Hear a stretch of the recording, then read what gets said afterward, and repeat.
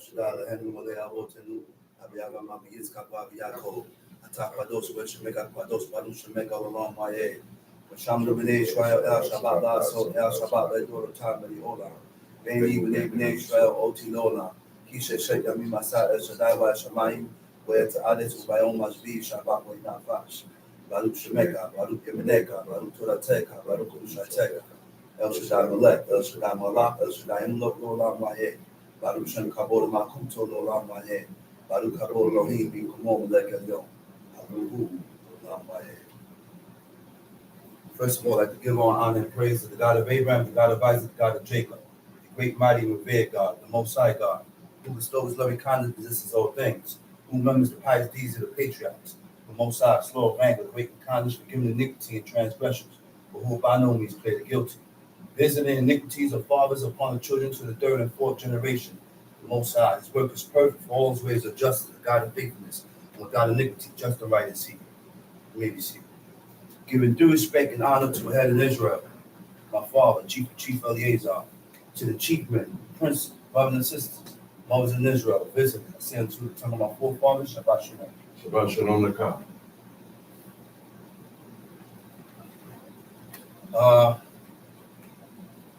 One thing that I had realized, right?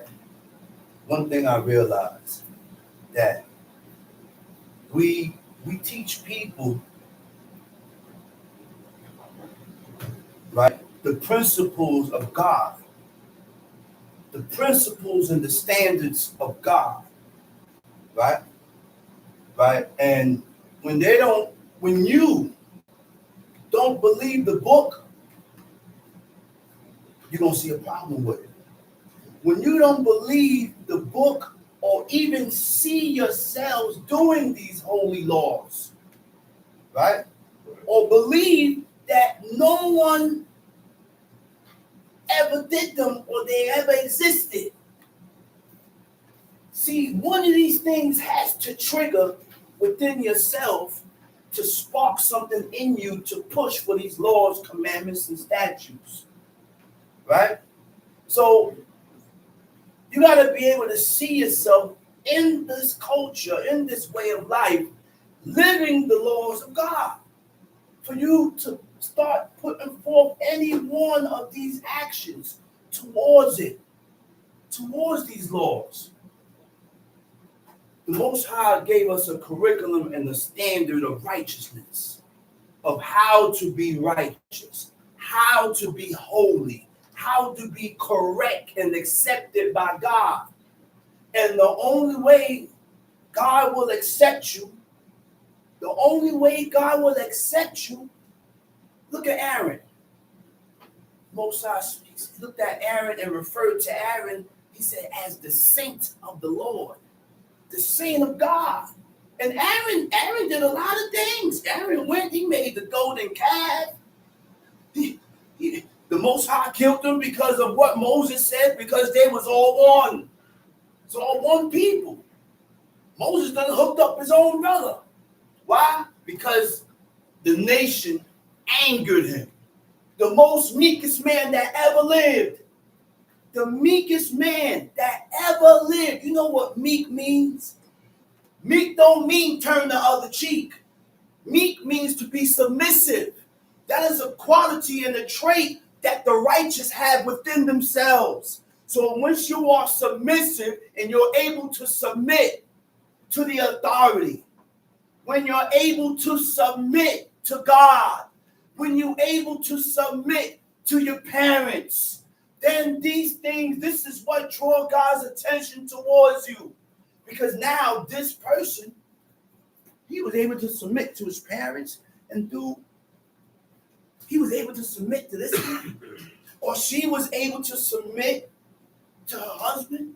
That person has a trait and has a quality that person can serve me because they will submit to God's law. Those are the type of people that submit to God. Meek. That's what it said, meek. Meek by truth. And meekness, you can expiate and make atonement for iniquity. for sins. And Moses, he was something else, man. That was the only man that was able to perceive and was able to see the appearance of God. When God took him, put him in that mountain, removed his hand, and he made himself visible. That's why he's called the God. That's why he's able to come down in a field panic.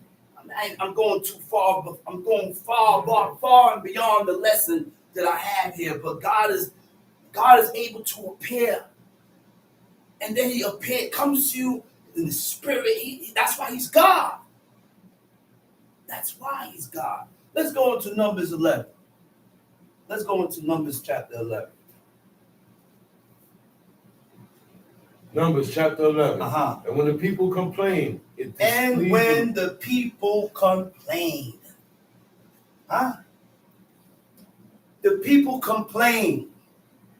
Why did the people complain?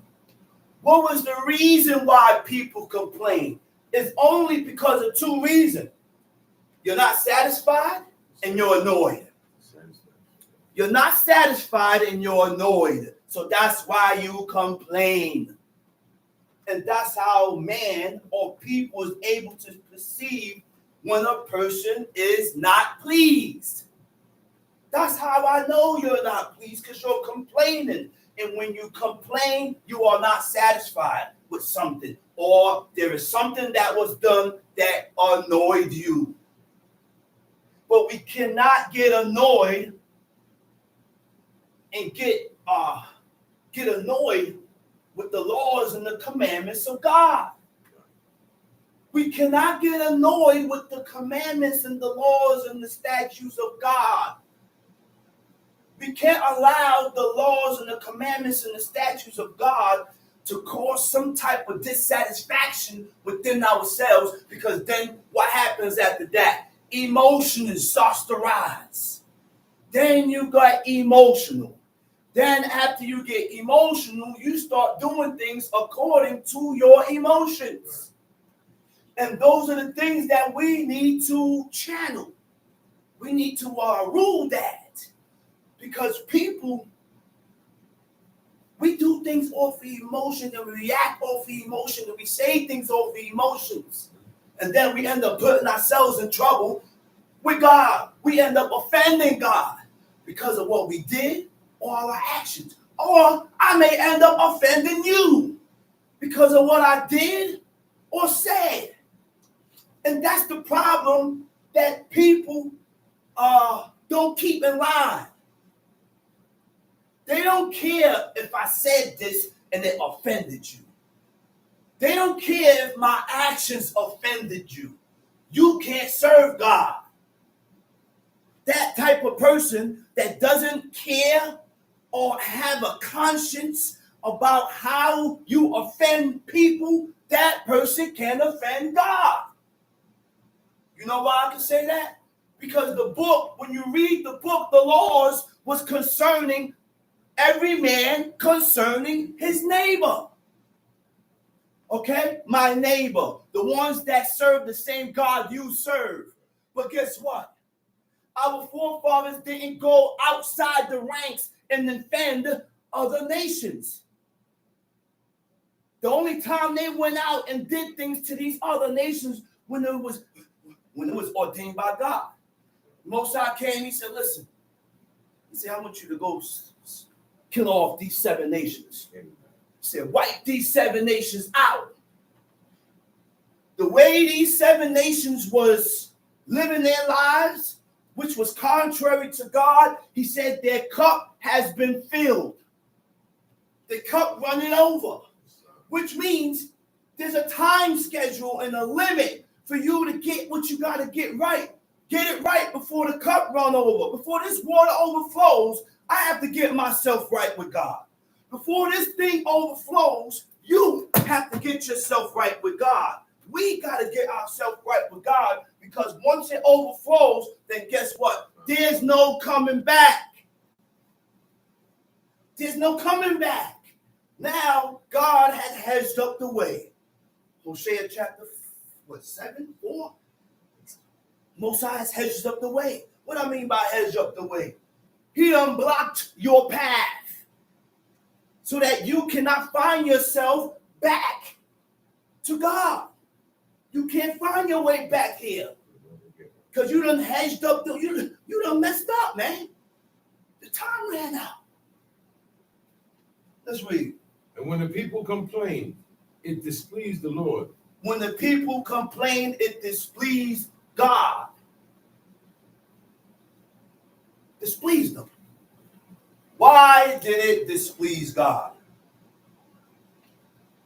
Huh? Why? Why was God displeased? In the Hebrew, it says resh ayin. It means it was evil. You know why God said it was evil for us to complain? Right? We can't do things in life to displease God. That's number one. When we go against the laws and the commandments and the statutes of God, we displease him. And he looked at us and said, we evil. Notice and understand that. That's why when you hear brothers say the world is wicked, he's right. Because the world do things to displease God. So the world is wicked. Just make sure you don't fit in that category. Get yourself out of that category. You shouldn't want to be like the other people. You shouldn't want to be like the world. You shouldn't want to live your life accordingly or like the worldly people. So that's why he gave us these laws, commandments, and statutes to separate us from the neighboring nations that we lived amongst, from the people that we lived amongst, to differentiate us from the people that we live amongst. He's talking of, he said a fact. The world is wicked. Once you don't live according to the laws, commandments, and statutes of God, once you don't clean your ways, because it ain't only the laws that we need to correct, we got to clean our hearts. Our hearts got to be clean before God, man. Our hearts got to be clean before God. We got to check our ways. Check our ways in the way that we are. Is it acceptable by God? Did our forefathers move that way? And you live your life accordingly. Go ahead, read. And the Lord heard it, and his anger was kindled, and the fire of the Wait Lord. a minute. He said, God heard them complaining. Each and every one. What? Each and every one. I said, God heard them complaining. You know what it was complaining? Every man was by his tent, at his tent door, complaining. That's right. He said, God heard it, and it angered him. Now look what happened when God's anger got kindled. What took place when God's anger got kindled? Read. And the fire of the Lord burnt among them and consumed them. And the fire of God burnt among them. Read. And consumed them. Consumed them. That were in the uttermost, part of the camp. You see how close they was to God, man? Judgment came real speedily for these people. When these people violated God and did things to offend God, judgment came speedily, right away. That's because they was real close with God. And God deals in a certain way with a people or with a person that he has showed his glory to. Anytime God showed himself to you, he's going to deal with you differently than he deals with this guy here. He said, because this guy here, see, I didn't show him. I didn't come to him. I didn't show him. He said, but you, I showed you and I dealt with you in this manner, Israel. Therefore, he said, what? I'm going to do what for all? He said, what? For all your iniquities. He said, I'm going to punish you for all your iniquities. Because I came to you and I showed you. You know who the true and living God is. Now, we are accountable. Now, we are accountable. Once you have been exposed to who God is, you are accountable now. And he's going to deal with you, each and every one of you, different than he deals with this one, or that one, or that one, or that one. Why? Because you know better. Right. So the punishment is going to be different from this one. This person could do something and get away with it. But you go do it, you ain't getting away with it. And the people cried unto Moses. And when Moses prayed unto the Lord, the fire was quenched. And he called the people cried unto Moses. The same God that they gathered stones and wanted to stone, they came back and cried to him. Do we see the significance in this? I don't think we see it. The same people that wanted to kill Moses and Aaron, they still prayed for him.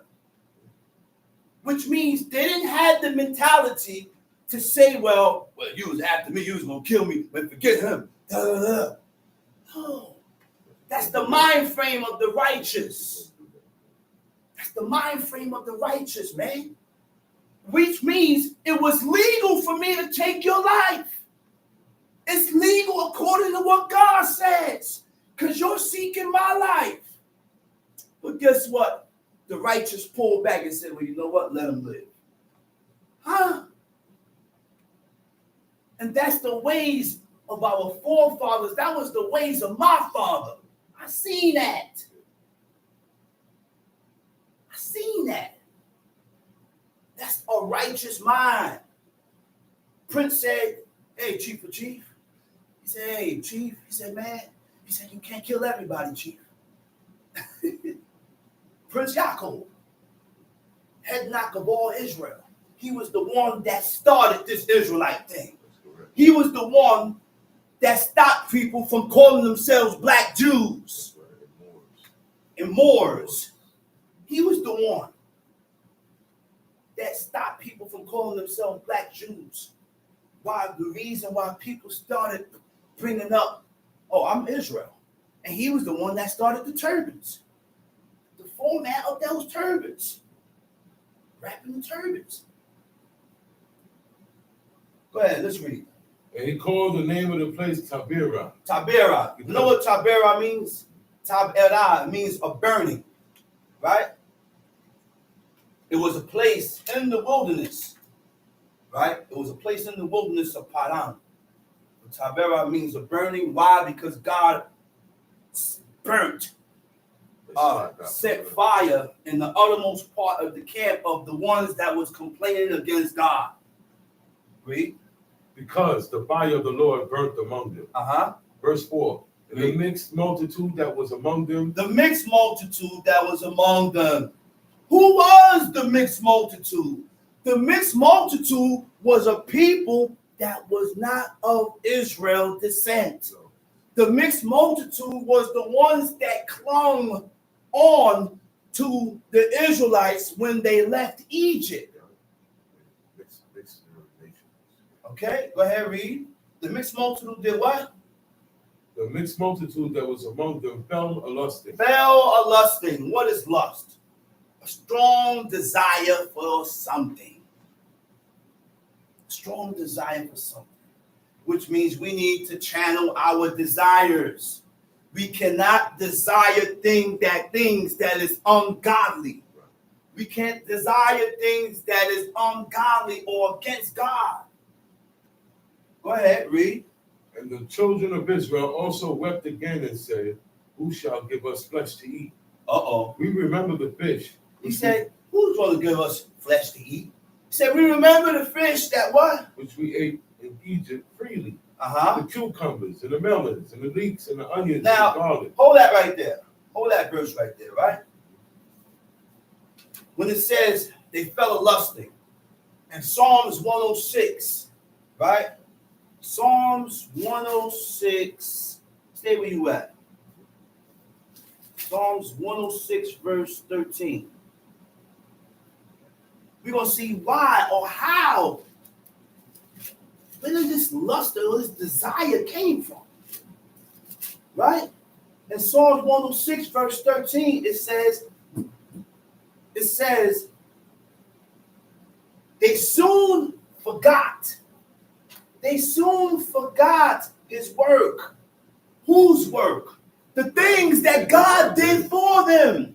They forgot quick. They forgot about that. Why I mention they soon forgot? Because you don't forgot the things that God did for you, which means you shouldn't be lusting and complaining. Put your trust in God and know that he would have delivered you out of any situation that you was into. But the people forgot the things that God did for them. And what? They waited not for his counsel, but lusted exceedingly in the wilderness and tempted God in the desert. And he gave them their requests. He gave them their requests. Whatever they was asking for and lusting for, God gave it to them. Right? Because you asked for it. He said, but sent leanness into their souls. What is leanness? You know what leanness is? Leanness means what? To cause them to incline towards their tastes and desires. No control. Why do you know, knowing the laws of God, you have people that know the things that is clean and unclean, but people are still leaning towards their taste and their desires. Why do I still desire a taste or this particular thing that God said is unclean, that we read about and see that is unclean? What are you doing missing shrimps? By the time you read in the book where God said the only fish we're supposed to be eating is fins and scales, by that time you read that, you despise shrimps. By that time you read that, you despise seafood. You despise anything that is not in the curriculum or standard that God has set. But guess what? You also, God has sent a leanness in your spirit to incline your taste and your desires towards the things that is unlawful, because your ways is not accepted. The way you are is not accepted by God. The way we live in is not accepted by God. Go ahead. But we go back to that verse. I think it's 5. Go ahead, read. Numbers 11, verse 5. Read. We remember the fish which we did eat in Egypt freely, the cucumbers, and the melons, and the leeks, and the onions, and the garlic. But now our soul is dried away. There was nothing at all besides this manna before our eyes. He said, now our soul is dried away. There is nothing besides this manna. They're complaining that that's all they're eating, basically. I'm tired of eating manna. And that's why God looked at them and said they're wicked. They want variety. You want a variety. You're in the wilderness, the Sinai Peninsula. There's no food here. There's nothing growing here. There's no rain here. But God put them through that to prove them. You're still eating and you're still drinking. But God put them through certain situations to prove their faith towards God. That's why God put you through certain things. And the same way he dealt with these people, but mind you, God only proved a willing heart. I don't know if you have a willing heart, and you don't know if I have a willing heart. I don't know your heart. I only know what you show me. So the only one that can tell me or can check your heart out and see what you have in you is God. It's God, man. You got to serve God with a willing heart, man. Which means you have to want to do this. And you're not going to be accustomed, or it's not going to grow on you by you playing with it and not putting these laws into actions. This is how the laws grow on you. This is how you get accustomed to living this way of life. When you read Leviticus 18, it says to practice. Practice means to cause, when anything you practice becomes habitual. Anything you practice becomes habitual, becomes a habit. Righteousness can become habitual. You just got to start putting it into action. So now when you're not doing it, you feel out of place. So that when it's not being performed, you feel out of place. You're not used to it. Time sheet. And the manna was as coriander seed. And the color thereof as the color of bdellium. Mm-hmm. The people went about and gathered it, and ground it in mills, or beat it in a mortar, and baked it in pans, and made cakes of it. And the taste of it was as the taste of fresh oil. And when the dew fell upon the camp in the night, the manna fell upon it. Then Moses heard the people weep throughout their families, every man in the door of his tent, and the anger of the Lord was kindled greatly. Moses also was displeased. And Moses said unto the Lord, Moses also was displeased. The righteous, or the ones that's determined to serve God, they're going to be displeased when God is displeased. When God gets displeased, they're displeased. And this is why when certain things is done that is against God, you got to show that you don't conform to that. I got to show that I'm not pleased with it. You know why? You ain't offending me. You offending God. And by you offending God, you are offending me. That's why Samuel didn't pray with Saul. Because here at that point in time, he realized that God did not accept him. He was being rejected by God. He was being pushed aside. He was being pushed away, man. We think, look, we taking this thing here for a joke, man. We taking this for a joke. In order to strengthen your belief in God, I gotta read and start putting these words into action. Put these laws into action. Go ahead, Tom. And Moses said unto the Lord, What verse you at? 11. Go ahead. Wherefore hast thou afflicted thy servant, and wherefore have I not found favor in thy sight? He said, it was Moses asked God. He said, wherefore? He said, why? Huh? Why hast thou afflicted me? By putting me in this situation. Yeah, we asking God. The situation that you're putting me into, you are afflicting me, Lord. You are afflicting me. Go ahead. What else he said? And wherefore have I not found favor in thy sight? He said, and why didn't I find favor and grace in your eyesight? I must didn't find no favor in your eyes because of what you're putting me through. Huh? Go ahead. That thou layest the burden of all this people upon me. That you lay the burden of all these people upon me. They're difficult to handle. These people is difficult to manage. They're difficult to handle. Go ahead. Have I conceived all this people? He said, man, did I conceive these people? Look, sometimes you get tired, man. You get tired of dealing with the same situation over and over and over. And that's the point where Moses was at. That's the point where this man was at. And there will never be another man like Moses. No. Never be another man like this man here. Go ahead. Have I begotten them? He said, did I beget them? That thou shouldest say unto me, carry them in thy bosom. As a nursing father beareth the suckling child. Unto the land which thou swearest unto thy fathers. Whence should I have flesh to give unto all these people? He said, where am I going to have flesh to feed all these people? They could not use the cattle that they had with them because those cattle was used to sacrifice, was wholly separated to sacrifice to God.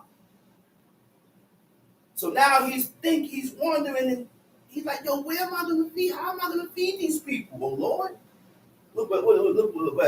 For they weep unto me, saying, give us flesh that we may eat. I am not able to bear all this people alone. He said, I can't bear these people by myself. I need help. Because it is too heavy. It's too heavy for me. It's too much for me. Read. And if thou deal thus with me, kill me. He said, if you're going to deal with me this way, take me out. I don't want to live. Read. I pray thee out of hand, if I have found favor in thy sight, and let me not see my wretched. If I have found favor in your eyes, O Lord, please kill me, take me out. If I have found favor in your eyes. Come see.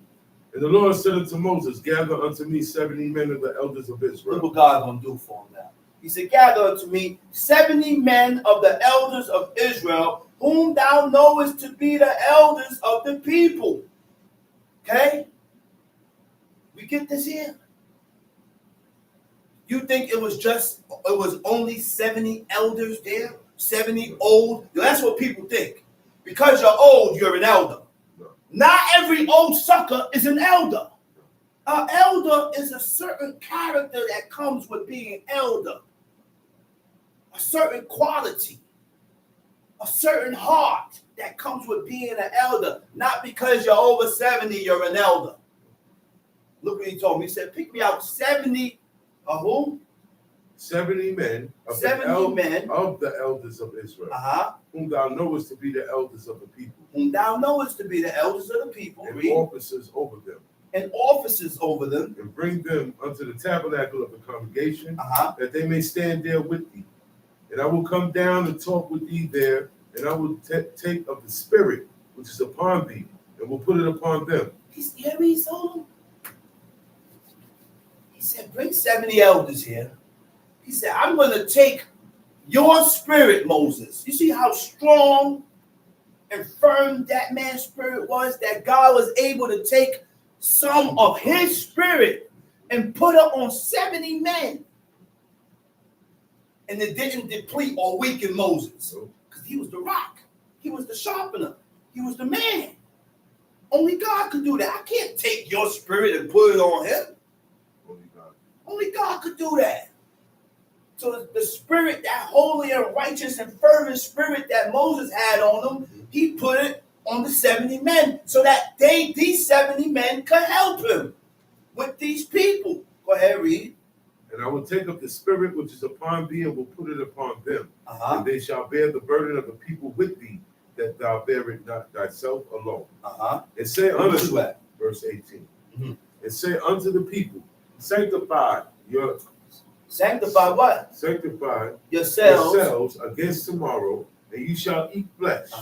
For ye have wept in the ears of the Lord, saying, who shall give us flesh to eat? For it was well with us in Egypt.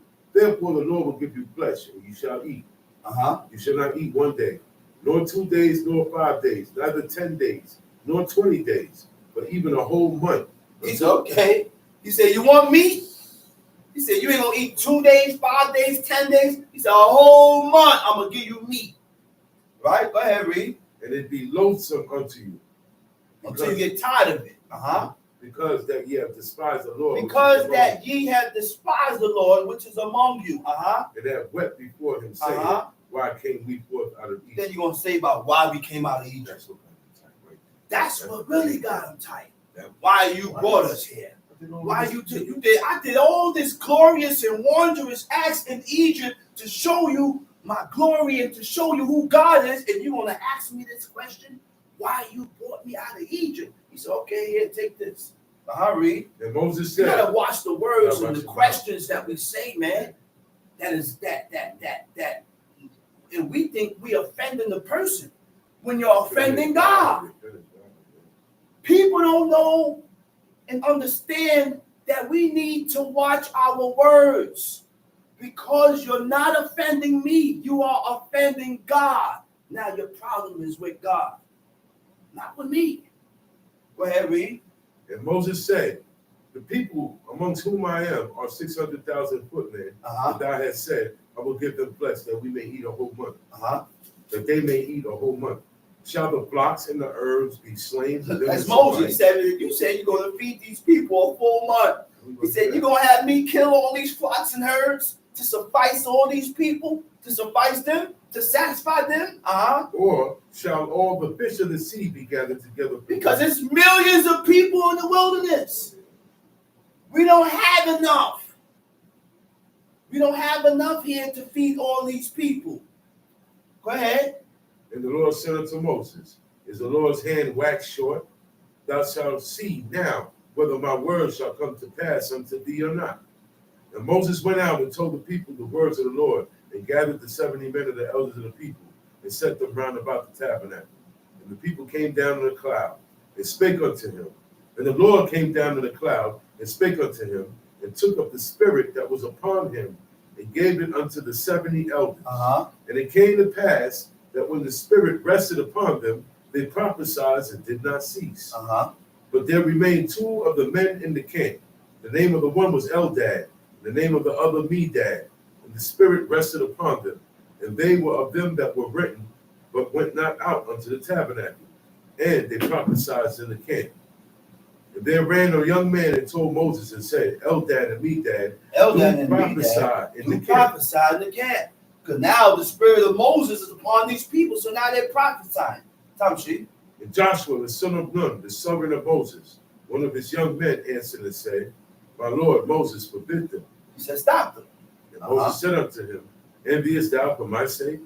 Will God? He didn't go do it on his own. He waited for command. It was rank and foul. And they didn't go do anything on their own. People that did things on their own, they ended up dead. Look at Joab. They ended up dead. You went and killed this young man for on your own when there was strict commands that told you not to touch the lad. You were supposed to hearken to the king. Then he tried to get his servant to kill him, but his servant said, man, you was there. You was there when the king said don't touch the lad. But after Joab drew first blood, then the servants followed suit. Go ahead, read. Would God that all the Lord's people were prophets, and that the Lord would put his spirit upon them. Moses got him into the camp, he and the elders of Israel. And there went forth a wind from the Lord, and brought and there went forth a wind from God, and brought quails from the sea. And brought quails from the sea. And let them fall by the camp, as it were a day's journey on this side, and as it were a day's journey on the other side, round about the camp. And it was 2 cubits high upon the face of the earth. The people stood up all that day, and all that night, and all the next day, and they gathered the quails. He that gathered least gathered 10 omers. The least of them gathered 10 omers. That was the least. Go ahead, read. And they spread them all abroad for themselves round about the camp. And while the flesh was yet between their teeth, ere before it was chewed, the wrath of the Lord was kindled against the people. And the Lord smote the people with a very great plague. And he called the name of that place Kibroth Hattaavah, because there they buried the people that lusted. And the people journeyed from Kibroth Hattaavah unto Hazero, and abode at Hazero.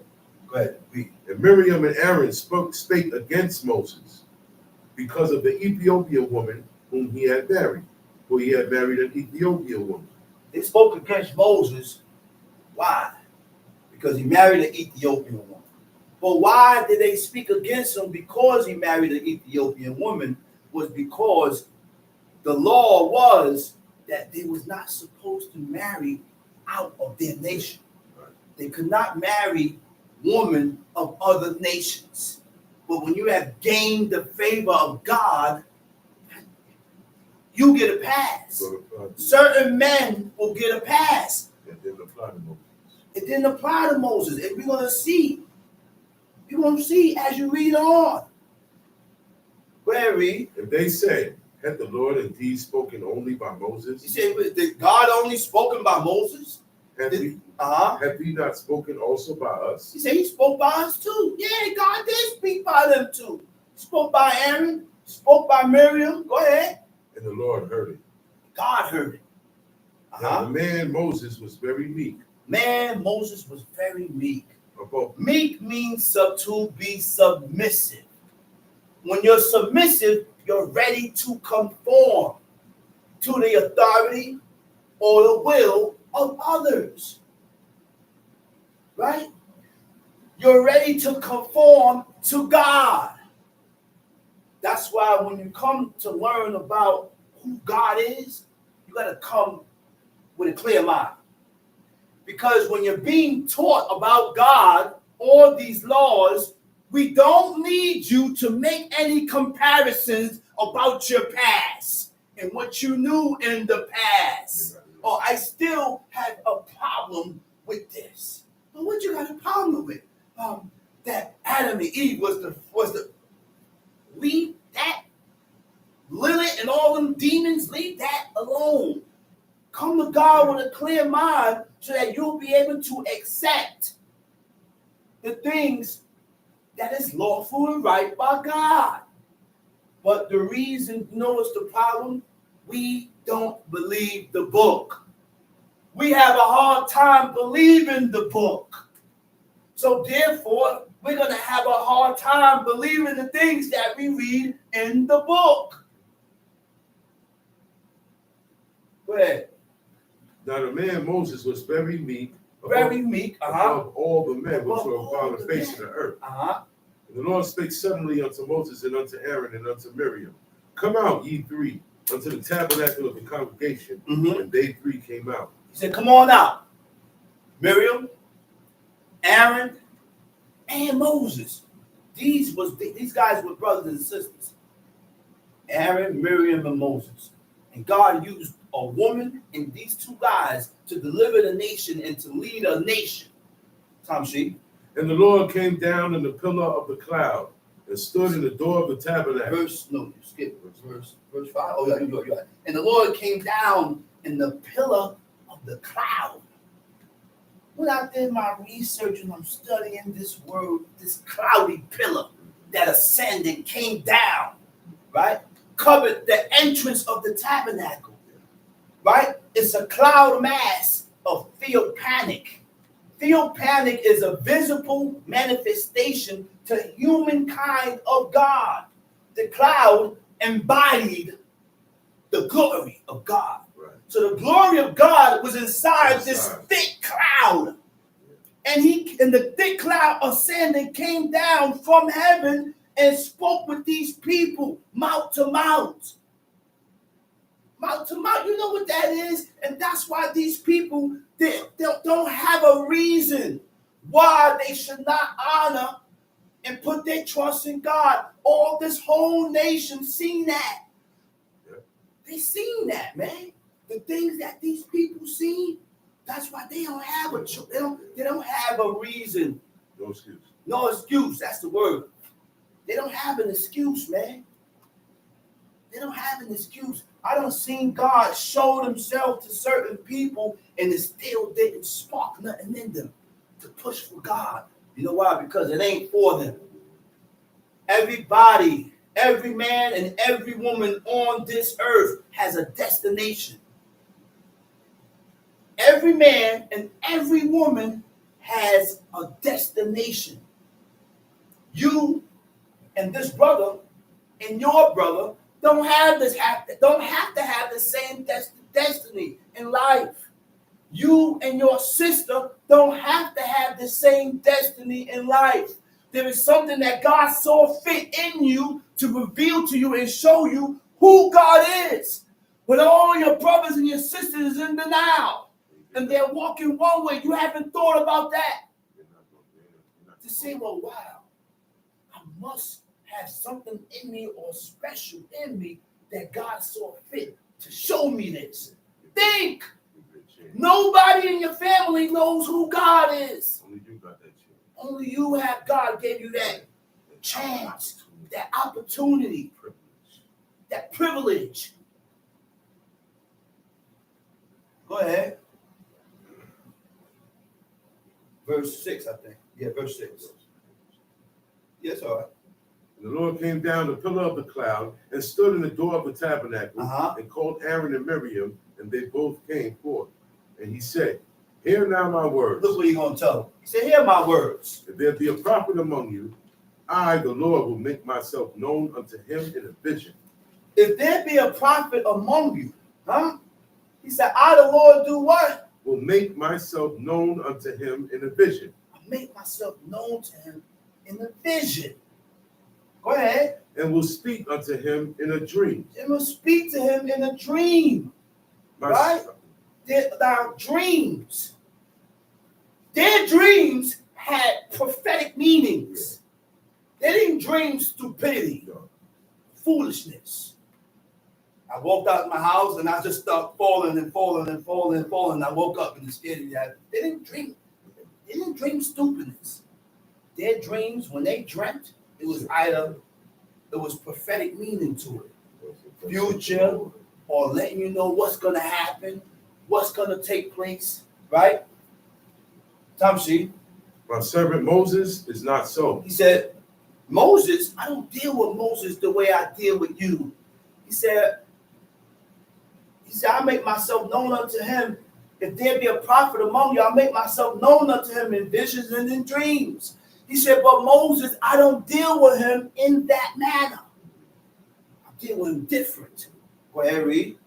My servant Moses is not so. My servant Moses is not so. Who is faithful in all mine house? Who is faithful in all mine house? The most faithful man that ever lived was Moses. There was no man in the book that we read about was more faithful than Moses. Nobody. Nobody, man. The word for faithful is aman, aleph, mem, nun, sophie. Faithful means allegiance to God. When you have allegiance to God, what is allegiance? When your allegiance is to God, loyalty and obedience to God. So when you're loyal to God, there's nothing that can sway you or push you away from doing the laws and the commandments of God. What is exactly? What is loyalty? You know what loyalty is? I don't stay home for every reason. I got a headache. But your loyalty that you have for God brought you out to congregate on the Sabbath. Right? Allegiance to God, it also means allegiance to duty or to people. Before Abraham knew who God was, he showed and had allegiance to who? To his father. To his father. And because he showed faithfulness and allegiance to his father, he was able to show faithfulness and allegiance to God. If you can't be faithful to your father, you can't be faithful to God. If you can't honor what's before you, then you can't honor God. Belief and trust and loyalty to God. Firm belief in something for which there is no proof. And that's called blind allegiance. God is not close to us to where he can prove to you and show. We're not close like that. Only certain men, he has showed himself to certain men to substantiate and to prove that I exist. And those certain men was exceptional, and it ain't much. It's not much. One guy named, he called himself, his name is David. He called himself Melech Dawid. Another man, my father, Chief Eleazar. These two men were shown who God was. He said he had a dream. He didn't have a dream. It was a sister named Queen Esther. She named herself after a woman in the book. Her name was Queen Esther. She said God came to her and told her that her and Melech Dawid to walk barefoot. This is December or January in the middle of winter. The snow is like 5-6 feet high. You know how I know it was true? My father said he was there. This was when they had the camp. He was right there. And this man walked around barefoot in 6 feet of snow. He didn't sneeze. He didn't get cold. When he stood in the snow melted around his foot. Steam, like his foot was hot. And he seen that. My father seen that. You mean to tell me God wasn't with that guy? God was with him. A dog was barking at him. My father said he's seeing a dog barking. He went towards the gate. Kneeled towards the gate, said something to him. The dog walked away. Crying. He hit him, did nothing to him. These was men that was inspired by God. It was shown special things. Shown certain things. Certain secrets, certain keys. And I said this before with my father, man. That's how he did them. He was something else. He was sleeping and he had a dream. And I gotta mention it again because he had a dream. He was in a stadium and nothing but bleachers. Millions of people sitting in bleachers. In the middle of the stadium, there was a long pulpit. When he looked up, black hoodie, inside the hoodie, darkness, red dots. He looked up and a large book. He said, that must be God. But he didn't hear the names, he said. He said, they called a name. The one person come up from the bleachers. The goons that's down there grab the dude or the person that come, walk over to a long pit, throw him down there. Pit of fire. So he asked the dude that was throwing, he said, why are you doing this to the people? He said, thus shall be done to all them that die in their iniquities. So don't think we gonna get caught. We gonna get off with the wretched and ungodly, unrighteous lifestyle that we choose to live now, because later we will pay. There's a repayment. There's a recompense for each and every one of our actions that is done against God. There's a penalty that comes when we offend God, man. And by you believing this, then it will trigger some type of actions to get better with God and start doing the things that is lawful and right and accepted by God.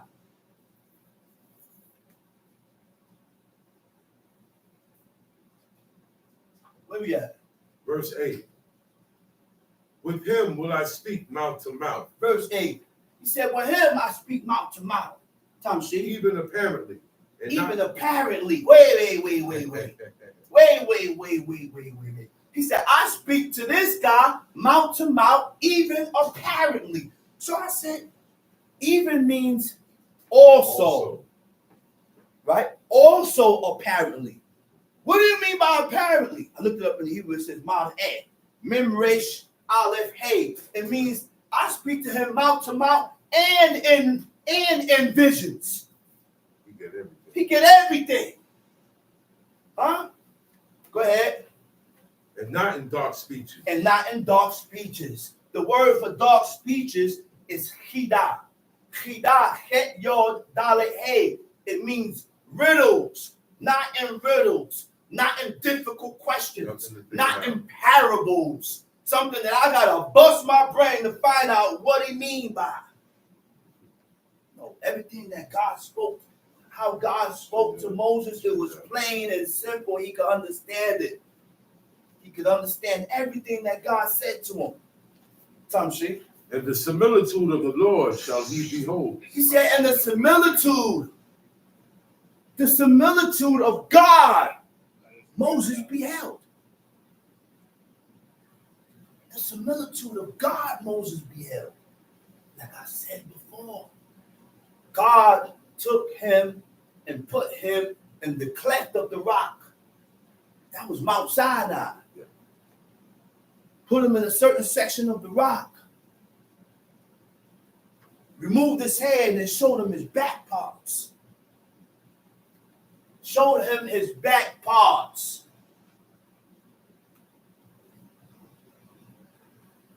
Go ahead, read. Wherefore then were ye not afraid to speak against my servant Aaron and Moses? Miriam, you should have been afraid to speak against my servant Moses. You should have been afraid to speak against this guy here. Tamshi. And the anger of the Lord was kindled against them. Where was you at? Numbers 12, verse 9. Go ahead. And the anger of God was what? Was kindled against them. And he departed. Read. And the cloud departed from off the tabernacle. And behold, Miriam. Now the cloud departed from off the tabernacle. After God did what he did and said what he had to say, the cloud departed. The glory of God left. Go ahead.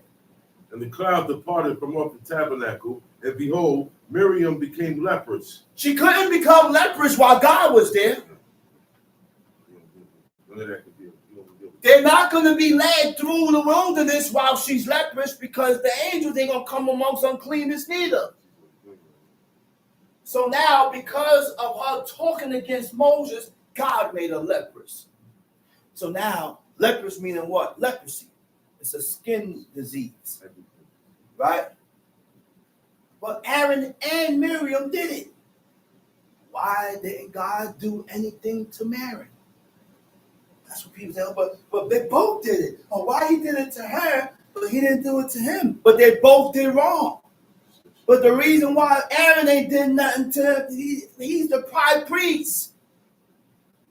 He's the high priest. God ain't gonna make him unclean with those holy attire, those holy garments, the breastplates, the Urim and the Thummim, the holiness to the Lord. Those clothes gotta stay clean. That's the reason why before he died, he had to go up in the mountain and take those holy clothes off to give to his next son, which is Eleazar, to be the high priest next in line. He ain't gonna die in those clothes, and God ain't gonna make him unclean in those clothes. But he messed up though. God said he messed up. They both messed up. Talking against Moses. And we got to stop sitting with the mentality to reject and come up with questions and whatever God did was right. That's it. He said, don't you notice that with parents? He said, don't you? He said, who question God, man? We got to stop questioning God, for crying out loud, man. What's wrong with your minds? You can't serve this God, man.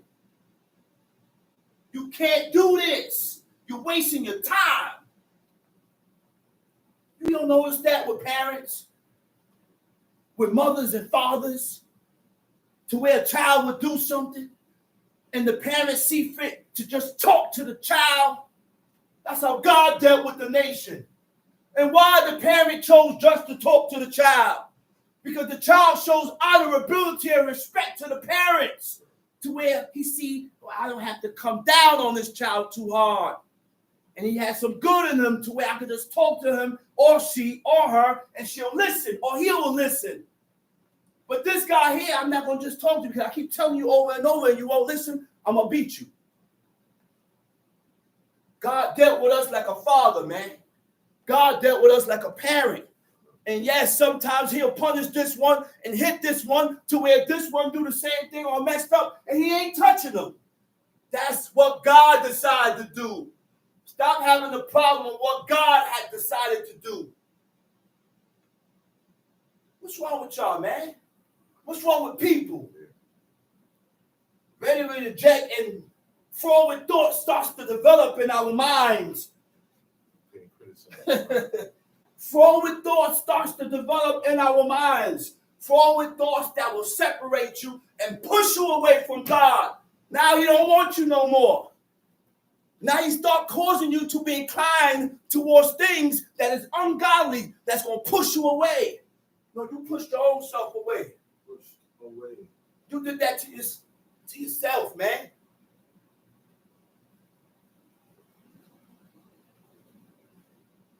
Where we at?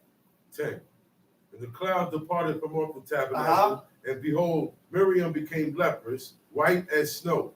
And Aaron looked upon Miriam. Aaron looked on Miriam. Look what Aaron gonna say. And behold, she was leprous. She was leprous, read. And Aaron said unto Moses. Look what Aaron said unto Moses. Alas, my Lord. I beseech thee. Lay not the sin upon us. He realized that he sinned too.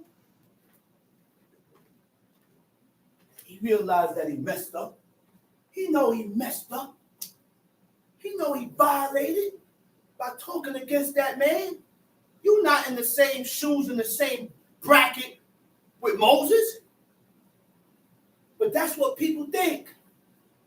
We are not in the same bracket. We are not on the same level. Number one, God tries the heart and the reins of man. He don't look at your outward appearance. You don't want nothing to do with your outward appearance. Your outward appearance do count. I'm not saying it don't count. Of course, put on your robe, your front bracelet, and emanate and show. Because your clothes depicts and tells me who you are. How you dress tells me who you are. I said, how you dress shows me who you are. My father said that. Yeah. How you dress shows me who you are. How you talk tells me who you are. Just let him talk. Let he or she keep talking. They're going to say, oh, I was just angry there. Okay. I was just angry, but I remember what you said. Yeah, I remember what you said. Yeah. Right. Sometimes I'm baffled at what people say. That's right. Me too. Huh? Yeah, me too. Sometimes I'm baffled at people what say. Just leave me in a startled moment. Like wow. Like wow. I can't even keep talking. I'm just listening and letting you run. Yeah. That's the only way I know a person's heart, how the person think. Keep it moving. Huh? Keep it moving. Come on, man. Come on, man. And the only way we're going to be able to watch those things, we have to be constantly, our minds must constantly be on God.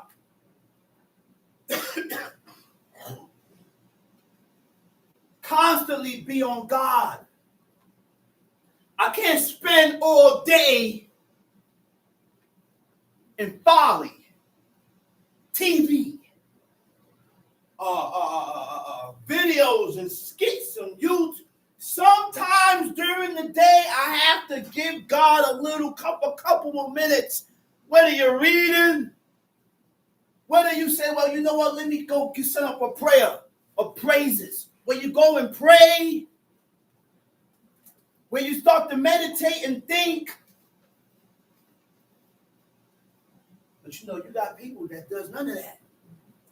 You got people that go all day in front of the Bluetooth, in front of the TV, and their mind don't drift off on God not one time. Catch myself. Hold up. Pause. Let me go pray. Hold up. Let me go pray, man. Cut the TV off. Hold up. Cut the TV off. Let me read. Let me read and strengthen my belief. That's what that is. Let me read and strengthen my belief in God. Let me read and strengthen my trust in God. Let me read and strengthen myself in God. But we run from it. We run from it and stay away from it and only open the book and pray. We don't pray at all. We don't pray at all. And we don't pray with I can't Google or go on the internet prayers. Come on, man. We cannot Google prayers up. Can't go on the internet for prayers. You know where your prayers are at? Psalms. By a man that was elected and chosen by God, King David. And another man that wrote it was Asaph. Those two guys was inspired by God, man. And those psalms was accepted and conformed and accepted by God. By God. And that's why I don't make up prayers. And I don't make up prayers. If I make up a prayer, the prayer has certain parts from the Psalms. I may take a part from the Psalm here, or I take a part from this Psalm here, from this different chapter of the Psalm, or from this chapter of the Psalm, and put it together, and I'll say it because it's all the words of David. It's all the words of David. But my mind is made up, man. Our minds must be made up.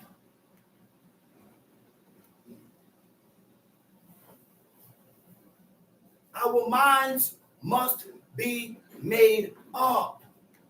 To do what? to serve God, to do these laws. Because when your minds are not made up, that's when you begin to fluctuate. When your minds are not made up, that's when you begin to go up and down with God.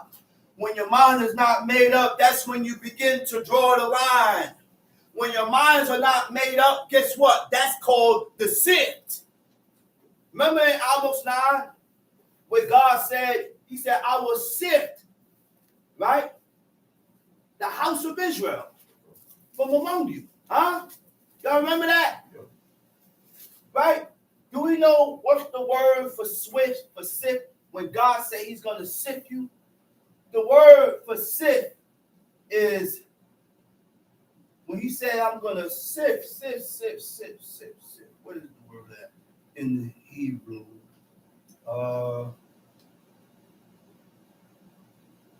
Okay, I got it. Hani oti. Hani oti means to sift or to sway. So when God sways you or he's sifting you, he's going to cause you to turn aside. You know what that is? You know what? Do we know what turn aside means? To turn away out, to turn away or turn out of the way of the laws and the commandments of God. To deflect, to deviate, to cause to vacillate. You know what vacillate means? To waver. To vacillate means to waver in the mind, to waver in the will, or feelings. And guess what? 99% of the people today wavers. They're wavering in the mind. They're wavering in the mind when it comes to God because you are not 100%. You don't 100% believe in God. So we're wavering. While we sitting in teachings. While the same person or same people sitting in teachings. Wavering. You're wavering and going up and down with God. I accept this. Oh, I disagree with that right there. Oh, I accept this over here, but that right there, I don't see how that. That's where you're going to get pushed away. God going to push you away, man. God going to push you away. Get away from him. Huh? To waver in the mind, will, or feelings. What does waver means? Waver means to fluctuate in opinion, allegiance, direction, or choices. Fluctuate means to shift back and forth. That's the sift. That's the sift. You're undecided. That is the sift. And he is definitely sifting us from amongst these people. Yeah, the sift is going on right now. The sift is going on right now. You know when you sift flour, the weebles and everything that you don't want remains in the strainer, right? And you keep shaking until the last of the elect has dropped out of that sift. The rest, garbage. I don't want it no more. I don't want it no more.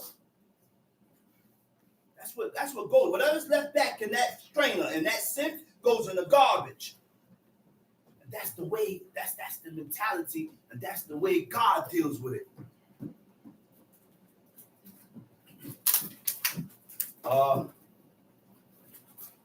Top sheet. Verse 11. And Aaron said unto Moses, And Aaron said unto Moses, Alas, my Lord. Alas, my Lord. I beseech thee. He said, I beseech thee. Lay not the sin upon us. Verse you at?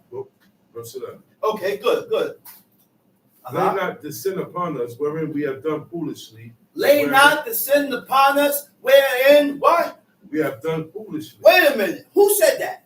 Aaron. Aaron said that, right? He said, wherein we have done foolishly. And wherein we have sinned. Wherein we have sinned. Let her not be as one dead, of whom the flesh is half consumed. And when he cometh out of because leprosy consumes your skin. Leprosy consumes your flesh and it eats away on your skin and it's very contagious. When a person has leprosy, people say it's a form of eczema. Eczema is very contagious. There's times when it's dried, you can touch it and you won't catch it. But once it's not dry and it's leaking and pus and stuff like this, and you touch it, you'll get it. Leprosy, eczema is very contagious. It's a skin disease. Tamshi, and it consumes the flesh. Tamshi. Moses cried unto the Lord, saying, heal her now, O God, I beseech thee. You see what he asked God? He turned to God and said, heal her now. I beseech thee, O Lord. He said, heal her now. And the Lord said unto Moses, if her father had but spit on her face, should she not be ashamed 7 days? He said, if her father had but spit in her face, should she be ashamed 7 days? No, that was an example. Right? If her father spit in her face, she's going to be ashamed 7 days. No matter how angry I get with you, I will never think to spit in your face. I'll never do that. It's nasty. That's like smacking a man. You better all punch me than smacking me. Punch me. Don't smack me. There's certain antics and certain things that not supposed to be done. And when you spit in a person's face, that's the lowest of the lowest that you could ever do to a person. You don't spit in nobody's face, That's man. what caused that man to die. You don't spit in nobody's face. He said, Should she not be ashamed 7 days? Let her be shut out from the camp. Let her be shut out from the camp 7 days. And after that, let her be received. And after that, she'll be received again. She'll be at camp. But you're going to get separated for 7 whole days. Because you went and started talking and speaking against a man that God chose. We got to watch what we speak against, man. Right. We got to watch what we speak against. We don't know how this person is upheld by God. And a person that is upheld by God is going to show in his action in his daily life. How he lives, how he thinks, how he talks. How she lives, how she thinks, how she talks. All that has to be compatible, correlated with the book. Because it ain't only a man, woman too. That's why you have women of virtue. Women of virtue. Like Abigail. That was a woman of virtue. You had righteous women in the book that pursued and pushed after God. Read about those women and start putting their ways into action and the things that they've done, that they did to get close to God. That's why Rebecca was able to inquire of God without Isaac, because she was pregnant and she didn't know she had twins in her womb. The twins that was in her womb was of 2 nations, and they're going at it from in the womb. And this woman was able to inquire of God and ask her, what is going on in here? Because they didn't have sonograms. Yeah. You can't go to the hospital. Ain't no hospital there to have no sonogram to tell you have twins or triplets. Doesn't exist. Go ahead, read. And Miriam was shut out from the camp 7 days. Read. The people journeyed not till Miriam was brought in again. And afterward, the people removed from Hazeroth and pitched in the wilderness of Paran. And the Lord spake unto Moses, saying, okay, go ahead. Go to Numbers 20.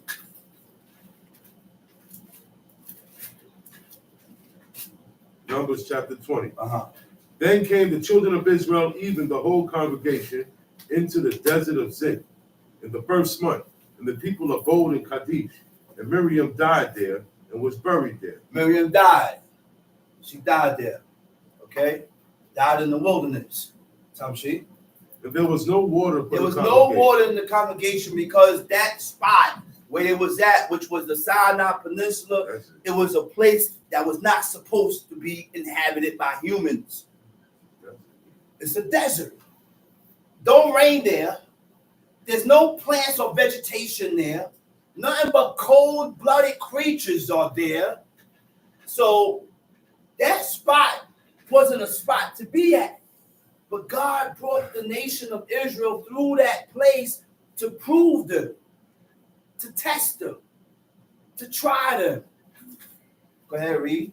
And there was no water for the congregation, and they gathered themselves together against Moses and against Aaron. There was no water for the congregation. Now the people are gathering themselves against Moses. Why are y'all gathering yourselves against Moses? When your trust supposed to be in God? When you're supposed to turn towards God? After everything God done showed you, his glory and everything that God showed you, your trust should have been in God, which means stop panicking. We some panicking people. We panic at every situation. We panic. Instead of saying, well, I'm going to put it in the hands of God. Right. If it be our will, oh Lord, if this happened, it's your will. If this happened here, it's your will. And we don't realize that once we put it in the hands of God, you come through with flying colors. Yeah. Because you didn't have doubt. You didn't doubt God that he will pull you out of that situation or cause things to move smoothly for you. But when we don't do that, we have doubts. Go ahead, read. And the people chose with Moses. The people chose with Moses. Go ahead. They chose. They argued. They debated and argued with Moses. Tamshi. And spake, saying, with God that we had died when our brethren died before the Lord. You hear what they said? Now they said, man, when God killed their brethren that was in the wilderness, when that fella lost them, when he destroyed them, he said, man, we should have died with them. Death is better than this. You got us in this wilderness, and there's nothing here for me to eat or drink. But you got us here in this wilderness to kill us. He said, man, we should have died with our brothers. You hear the blasphemous words that these people are saying? And our conversation and the things that we say sometimes be blasphemous words against God. Highly offensive against God. And people think when they say things that they're hurting you. Oh, you ain't hurting me. Watch your words, man. Because your words will be used against you for evil. In the court of law. He's going to use against you for evil. God going to use them against you for evil. Go ahead. And why have ye brought up the congregation of the Lord into this wilderness, that we and our cattle should die there? He said, man, why you brought us in this wilderness to kill us here? Go ahead. And wherefore have ye made us to come up out of Egypt, to bring us into this evil place? It is no place of seed. He said, man, why you brought us up out of Egypt to bring us into this evil place? Y'all forgot that y'all was crying out? Y'all cried out. And there was a bitter cry before God. Yeah. And because they cried out, the first thing God remembered was his covenant and his agreement that he made with Abraham. It activated it. It activated it. Then, after he remembered his covenant and his agreement that he made with Abraham, he remembered the people. I got to get the people out of there. Yeah. They're crying out. Yeah. Go ahead, read.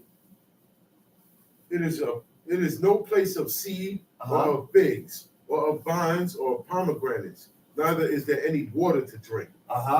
Verse 6, and Moses and Aaron went from the presence of the assembly unto the door of the tabernacle of the congregation, and they fell upon their faces, and the glory of the Lord appeared unto them. And the Lord spake unto Moses, saying, They don't know what to do. He said, man, you know what? These people done formed up against us. He said, man, they went, left from the assembly, and fell and they prostrated themselves before God. They prostrated themselves before God. Go ahead, read. And the Lord spake unto Moses, look what God told Moses. Take the rod. The rod. And gather thou the assembly together. We all know and we all heard of Aaron's rod. Yeah. That's the same rod that the hospital uses. That symbol with the snake around it. The same rod. Where do you think they got that from? You think these people don't know about the book? But they refuse to follow it because there's too many restrictions. It restricts us against our own wanting ways. It restricts us against how we want to be. The book tells us how we should be, how we should think, how we should walk, the actions we should take. And when someone tells you shouldn't think that way because it's offensive not to me, you're offending God, agree. When someone tells you shouldn't move that way because you're not offending me, you're offending God, agree. These people is crazy. I don't understand these people. You tell a person, man, don't do it. That's not how God moves. God don't accept that. They don't care. Because they have allowed the emotions to get the best of them. Those type of people, I gotta separate. Separation. I gotta separate. Get away from me. I can't walk with you, man. And that's the reason why I am a loner. Me too. I'm a loner. Me too. Because not all the time you're going to find a person with the same mentality as you. With an objective to serve God. An objective to serve God. Okay. Which means when you have that objective to serve God, everything must change. Okay. The way you think, the way you talk, how I feel, because how I feel about it and the way God feels about it has to be the same. It has to match. And if you feel a certain way about it and God don't feel the same way about it, that's not good. That's why it's bad to disagree with what God says. But in order to realize that you're disagreeing with God, you have to be able to. I hope you have already accepted this God to be your God, so you can realize that we're not gonna realize certain things, man. We still ain't get over that hurdle yet. See the hurdle? This the hurdle. We ain't get over the hurdle yet. Never will. Some will never will. Some will. Some never will. Go ahead. Let's read. Thou and Aaron thy brother, speak ye unto the rock before their eyes, and it shall give forth. Thou and Aaron thy brother. Who said that? God. God. And that's why, you see the key? People say, oh, well, why did God kill Aaron? Aaron didn't say it. But God already said, read the book. He said, you and Aaron go speak to who? Speak ye unto the rock Speak before their ye eyes. unto the rock. So when Moses said it, he said it. Yep. If Aaron said it, Moses said it. God come to you and say, listen, you and your brother go speak to this person. Whatever your brother say, you said it. Right. And whatever this one said, the other one said it. So they're both linked as one. So when Moses went, go ahead and read. Speak ye unto the rock before their eyes, and it shall give forth his water, and thou shalt bring forth to them water out of the rock. So thou shalt give No. You know what rock that was? When anytime it says rock, it's talking about a mountain. Not no little pebble rocks. It's talking about an actual mountain. Right.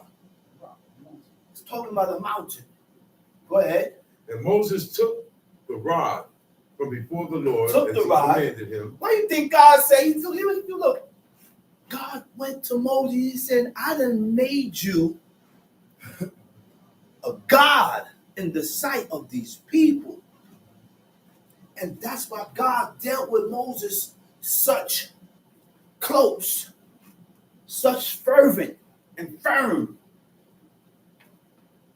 When the Egyptians pursued after Israel when they left Egypt, Israel is running from the Egyptians and they're at the Red Sea. Not no sea of reeds, a sea. Moses turned to God. You don't know what to do now.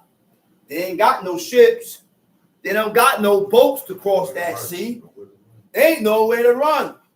And millions of Egyptians is pursuing us. The people is in a frantic, in a frenzy. They all. Moses turned to God. You know what God told him? Why are you turning to me? He said, why are you coming to me, man? He said, I done made you a God in the sight of the people. He said, take the rod and split that sea. Now, in Jeremiah, when it says, your principalities shall decline, right? I don't want to say the wrong thing. In Jeremiah, right? Okay. Jeremiah, right?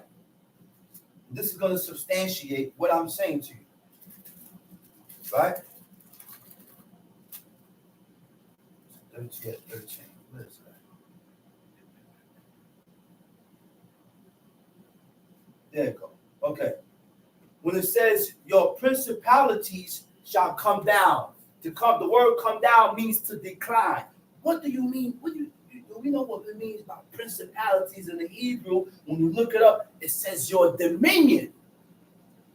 God gave man dominion over everything in the earth, over the constellations, over everything. So how are you going to serve a son and God gave you power and dominion over that son?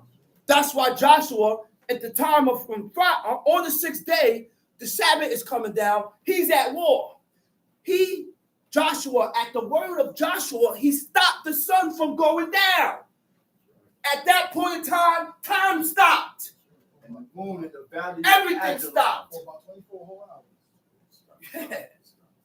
God gave man power over the constellations of heavens, over everything. God gave me power over that same sun that now you want to serve and worship. Sun worship. That's why, look at Moses.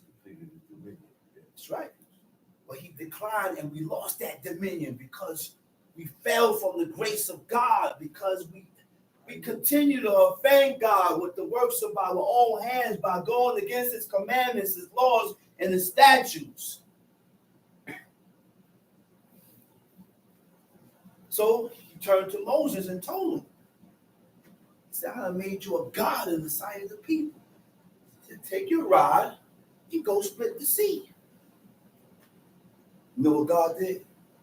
He caused darkness. The same thick darkness that was put on the whole face of Egypt, he put thick darkness in the midst of the Egyptians and the nation of Israel. It was a thick darkness that you cannot penetrate. And guess how long they stayed? You know how long it's going to take to split that sea? Imagine the sea, the east wind is blowing all night. That wind is what caused that separation. It ain't no small little line. This is millions of people. So it split it. Now it's a wall. When you're crossing the sea, you got to go down.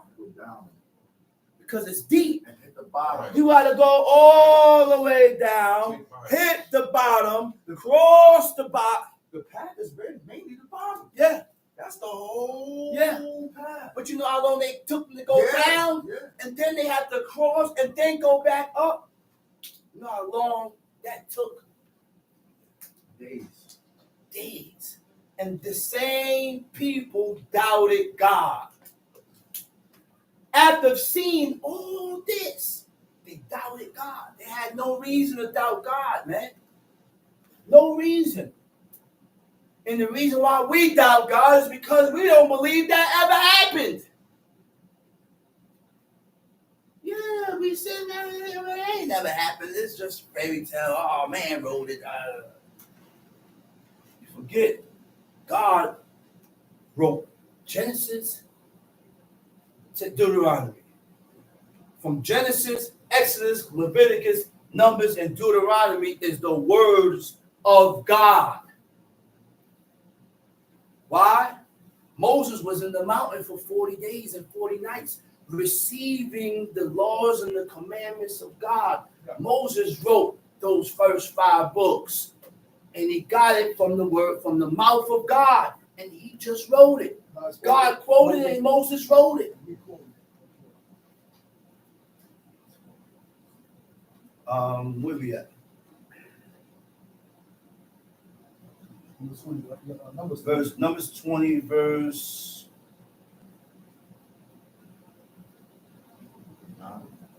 9. And Moshe took the rod from before Israel as he commanded him. And Moshe and Aaron gathered the congregation together before the rock. And they said unto them, Hear now, ye rebels. Hear now, ye rebels. The word for rebels is what? Marah. Homrim. Root word is marah. It means rebels. It means to be disobedient. Right? And when you're a rebel, when you're being rebellious or you're disobedient, you go against a rule, you go against rules or established facts. Established facts. That's what makes you a rebel.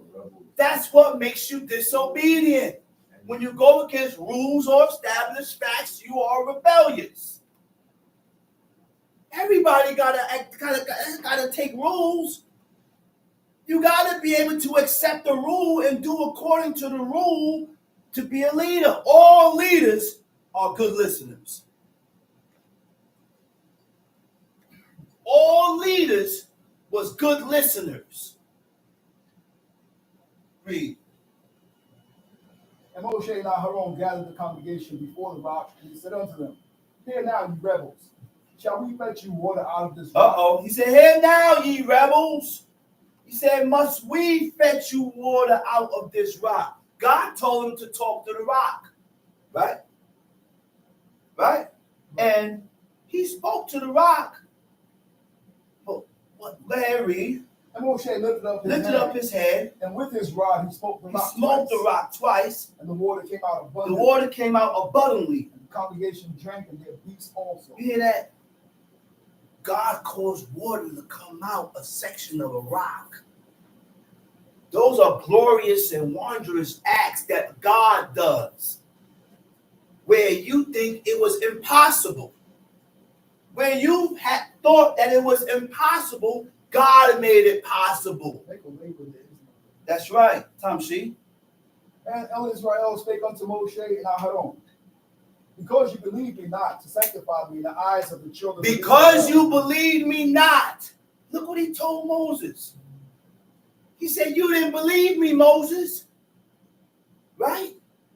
Sometimes you get moved by the external forces, by the outside force, or by your emotions, because he got angry.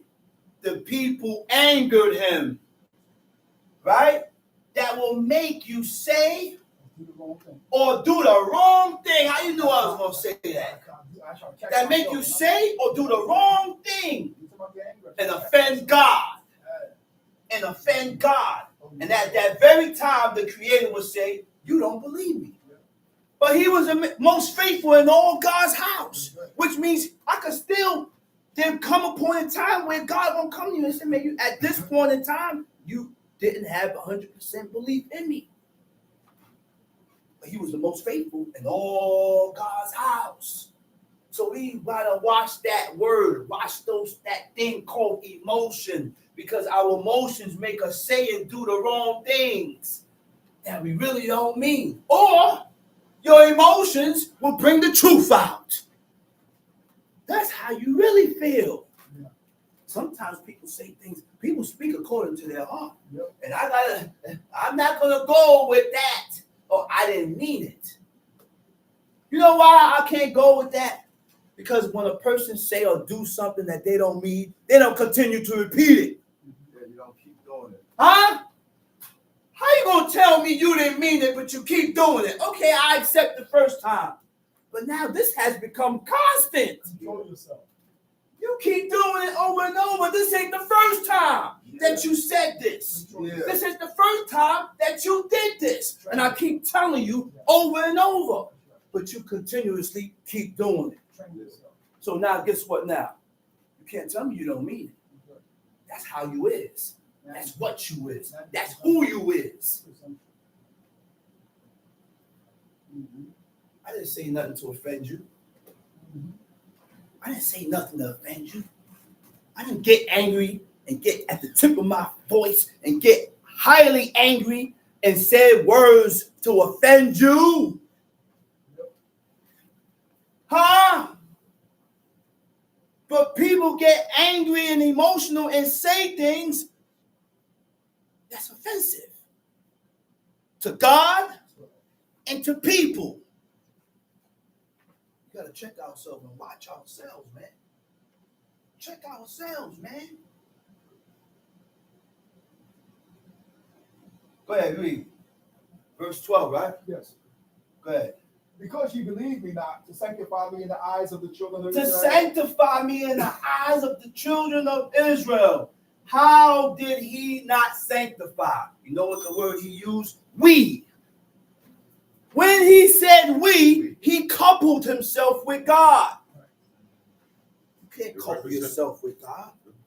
You got to put a separation. You got to put a separation. He said, may we give you. No, ain't no may we. You're not on my level. And the reason why he made that mistake, because the people angered him. He says, because of you, O Israel, why I'm not going over that land. Because of you guys. Go ahead. Therefore, you shall not bring this congregation into the land which I have given them. This is the water of Meribah, because the children of Israel strove with Elohim, and he was sanctified in them. Moshe sent messages from Kadesh unto the king of Edom. Thus saith thy brother Israel, thou knowest all the travail that had befallen us. Our fathers. He said Moses sent messages from Kadesh unto the king of Edom, right? He said, thus saith thy brother Israel. Remember, Edom and Jacob is brothers. They're brothers. Right? So he went to Edom and he told him, look what he told. He said, thus said thy brother Israel. He said, thou knowest all the travail that had been befallen of. You know everything that went down with us. From the beginning of time when we left out of Egypt until this day. Right? Go ahead. Our fathers went down into Egypt, and we have dwelt in Egypt a long time. A long time, 430 years they spent in Egypt, serving the Egyptians, read. And the Egyptians vexed us and our fathers. And when we cried unto Elohim, he heard our voice and sent an angel. The Egyptians vexed us. And who? The Egyptians And our vexed us fathers. and our fathers. Read. And when we cried unto El Israel, he heard our voice and sent an angel, and hath brought us forth out of Egypt. And behold, we are in Kadesh, a city in the uttermost of thy border. Let us pass, I pray thee, through thy country. We will not They pass. wanted to pass through the land of Edom to get to, as a shortcut to Israel. Right? Go ahead, read. We will not pass through the fields or through the He vineyards. said, we ain't going to pass through the fields or through the vineyards. Neither will we drink of thy water. We ain't going to drink of your water. Read. We will go by the king's highway. We're going to go by the king's highway, Tom C. We will not turn to the right hand. We're not going to turn to the right or to the left. Read. Until we have passed thy borders. Until what? Until we have passed thy borders. Until we pass your borders. Read. And Edom said unto him, thou shalt not pass by me, lest I come out against thee with the sword. He said, listen, man, he said, you can't pass through here. He said, lest I'm going to come out with you, with what? With the sword. That was Edom's decision. Right? You know what I noticed with people? And as we read, we're going to see that Israel did not get angry at the decision that Edom made over their land.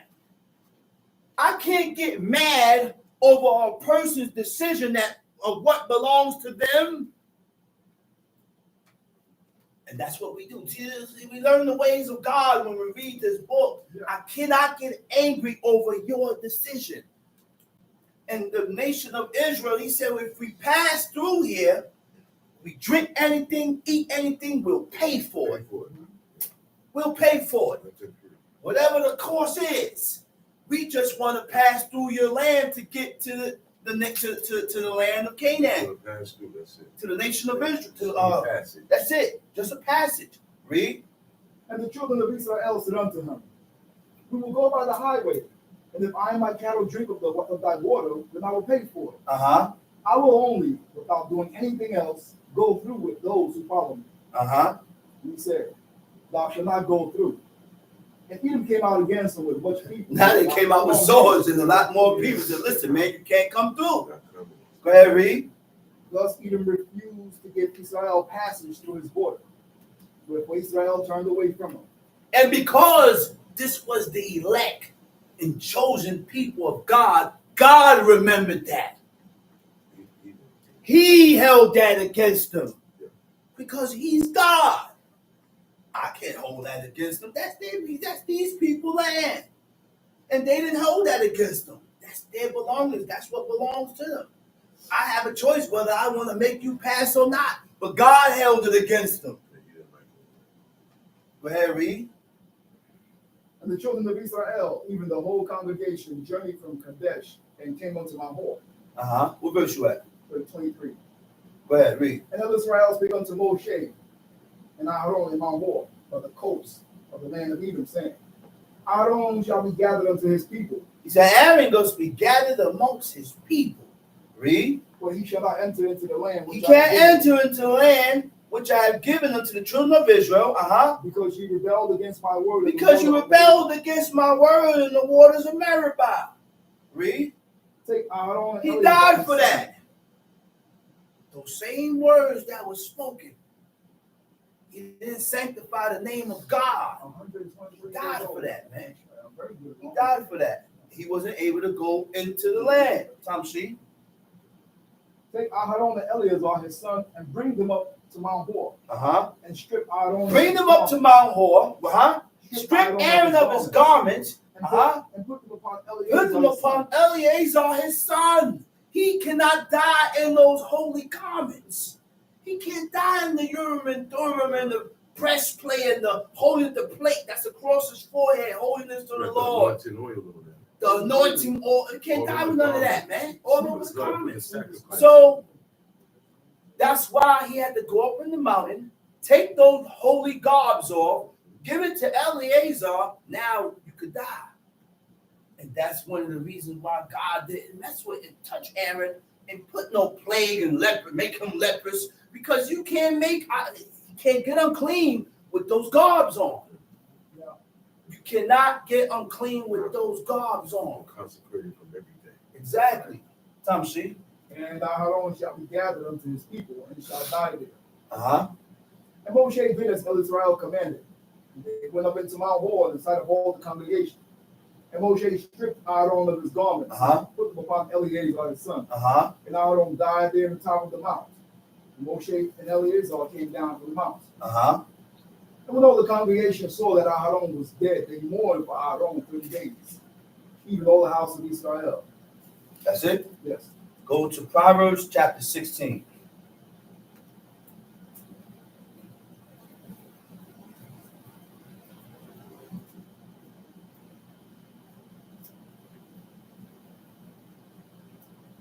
Proverbs chapter 16. The preparations of the heart are made by men, and the answer of the tongue is from Israel.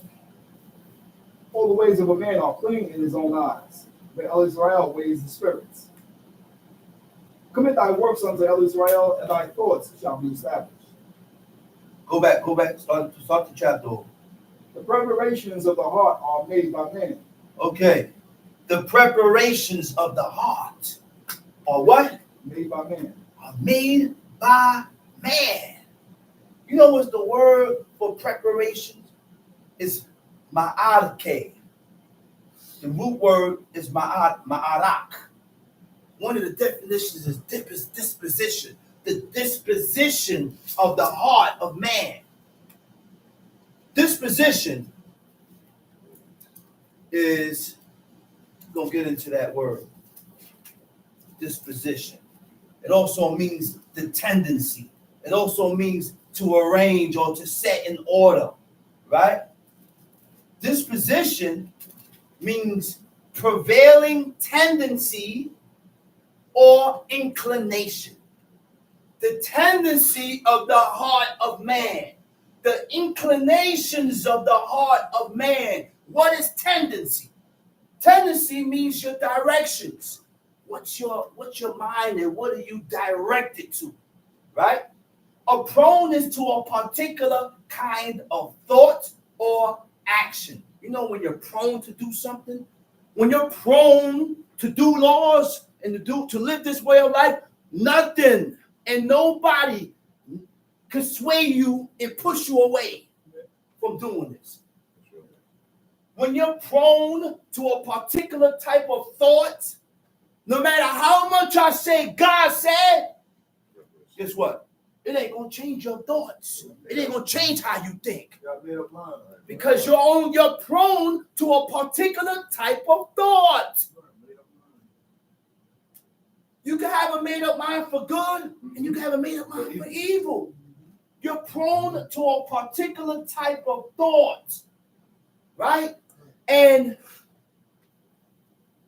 when a person is prone to this particular type of thought that is towards God, you have a made up mind. When you're prone to this ungodly type of thought that is against what God says, you also have a made up mind. You're not going to allow the laws and the commandments of God to change your mind from this particular type of thought. I don't care what you're telling me. I'm not accepting it. I don't like it. I don't agree with it, but God agreed it. God agrees with it. And God likes it. Well, you think he or she cares? What they care about if God agree with it? And those type of people, you know what, has begun to, how I'm going to put it, when people think that way, and you see people that think that way, that's what pushes you away. Yeah. When you're prone to those type of thoughts that is against God, no matter what you say, you open a book, hey, look, God said, it's like you're talking to the wall. Go right out the ear and out the other. Nothing sticks to a person that is rebellious and disagreeable with God. Nothing gonna stick. No matter what you say to the person, it ain't gonna stick. Like my father said, it's not for you. It's not for you. It's not for you. Leave that person the way he is. You can't change nobody. That's what we need to realize. We can't change nobody that don't want to be changed. In order to change, you gotta want to change. I can't change you. You gotta want to change. But before you change, you gotta realize and believe the book. You're not gonna change if you don't believe the book. In order to change, you gotta believe the book. If you don't believe the book, you're gonna believe your own lustful thoughts and your own rebellious and froward thoughts that is against God. That's what you're gonna believe, and that's what you're gonna stick to. You'll make a minor change here. You'll make a minor change over there, but 100% changing towards God, it's never going to happen. Stuck in the ways of the world. Stuck in the... Yeah. Get with us. Wait a minute. You know what he said? Yeah. Stuck in the ways of the world. Yeah. We are stuck. No matter we sitting down here.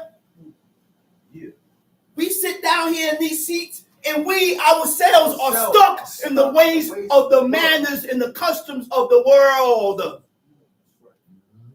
Yeah. Battling. Stuck. Like my father used to say, not me. Yeah. I'm training myself to despise what God despises. Yeah, that's me. I'm training myself to hate what God hates. Yeah. I am training myself to agree with what God agrees with. And that's a lifetime training. And guess what? Hey, yo, lockdown, you don't hear nobody saying that. You got to start making some type of declarations, man. And because you don't make no declarations with God, you don't believe. You can't push and move forward and elevate. That's right. Get away from me. You can't elevate, man, in this way of life. Because you're not making no declarations, man. Yeah. You're not drawing no boundaries and no lines that you yourself won't cross. Huh? That's why when a man draw a line with himself, I could look you in your eyes and say, I ain't never doing that. I ain't never done that. Huh? Or I ain't never do that. Ain't me. And guess what? You ain't gonna understand this. I know, because you put him or you put her in the same category as all the men, and you put her in the same category as all the women. So when he or she say, I ain't never doing that, you don't believe it. You know, I heard a woman say that. I heard a woman gather up her stomach with her manly, a woman that she weighs with her manly stomach and say, man, I ain't never doing that. Yeah, I heard women say that, and I heard men say the same thing. Gotta make our mind up with God, man. Disposition, right? Prevailing tendencies or inclination. Inclination. When you're inclined, you know what it means to lean towards a certain mind or character. When you lean towards a certain mind, which means when you lean, what you mean by lean towards a certain mind? You lean and stuck on your own thoughts. How you think and how you perceive it, that's what it is. Ain't nothing gonna change my mind towards this. I see it this way. I don't care about what you're saying over here. I see it this way. It's not changing. That's not good, man. That's not good. That's not good, man. You said the preparation of the heart of man, And the answer of the tongue is from Israel. And the answer of the tongue, what you say out of your mouth, is from God. Why it says from God? Because God is going to cause you to say certain things according to your character, according to how you is, according to what you incline to. That's why, listen, man, it's a science to this, man. God make you speak and voice certain words according to how you is. So that I or this person or that person could perceive and know what you are dealing with. What kind of person you're dealing with, what kind of woman or man you're dealing with. So God calls you to open your mouth according to the things of how you is. Say certain things to what's in your heart. All the ways of a man are clean in his own eyes. All the ways of man are clean in his own eyes. Ain't that something? You know why I didn't say woman? You know why I didn't say all the ways of man and a woman? Because the man commands his household after him, and the woman follows. So whatever way this man is, she gonna follow after him. Yeah. But now, it ain't so. It's not like that today. You gotta say all the ways of man and all the ways of woman too are clean in their own eyes. You done sat this woman down for hours, reiterating the things that God said, and she got the nerve to voice out of her stinking mouth, because your mouth stink. Voice your disagreement with God. I don't like that. I disagree with that. when people voice certain things like that, all right, shalom, see you later, au revoir, au revoir, lalato, laitao, That's Vidania. das vidanya, see you later. Can't deal with nobody like that. A person, that's why we went into the word submissive. We gotta submit to God. Submit to God means to conform. That's mission. Conform to everything that God says. But in order to conform to everything that God says, I have to believe the book to conform. You know, that's where everything leads to. My brother was telling me last night, he said, man, you got to believe the book, man. You got to believe the book. What you read.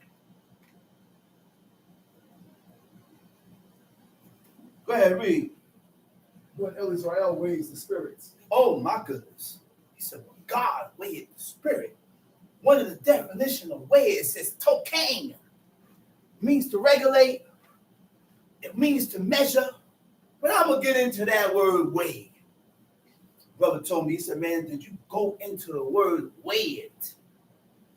And I said, you know what? I said, let me go into the word what weigh means. Because people think of God's, when you say weigh the spirit, he got to deal with weight and see how heavy or how light it is. God ain't talking about no weight or burden or how heavy or light it is. So when God weighs your spirit, it means what? To assess. What does assess means? Huh? Let's see what assess means. Okay. Right? To assess. Right? Okay. Assess. Sit aside. To determine the rate or the amount of. Right. Huh? To determine how much righteousness you have in you, how much wickedness you have. So it's a determining. It's a. That's what God is doing with us, man.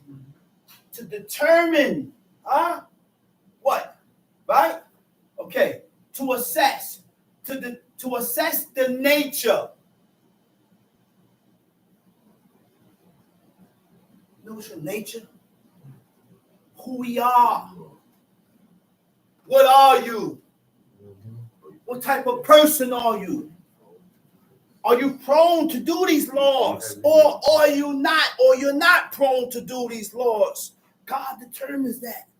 It's a decision. When he says determine, a decision. God comes to a decision. Right? To assess the nature or importance of a person. Importance of a person, especially with a view to a decision or actions. And that answers why God didn't do anything to Aaron. Huh? Why God didn't do anything to Aaron, but he still violated and sinned. And that backs up what I said before. Parents does that. Father and mother that says does that with their children. To where this guy will come down, I will come down hard on him, but I don't come down hard on this person. Because of your actions and the things that you do, how you lived your life. Right? Measure means what? To control with cautious restraints. To control with cautious restraints. God controlled King David with cautious restraints. Certain things God did not allow King David to do. But God only does that with his elect, his chosen ones, his saints. Regulate you by standards. What are the standards? The standards is the keeping of the commandments and laws of God. Time sheet. Commit thy works unto El Israel, and thy thoughts shall be established. Commit thy works unto God. Obligate yourself to God. And what? And your thoughts will be established. Guide your thoughts. He will guide your thoughts. That's not easy. He'll guide your thoughts.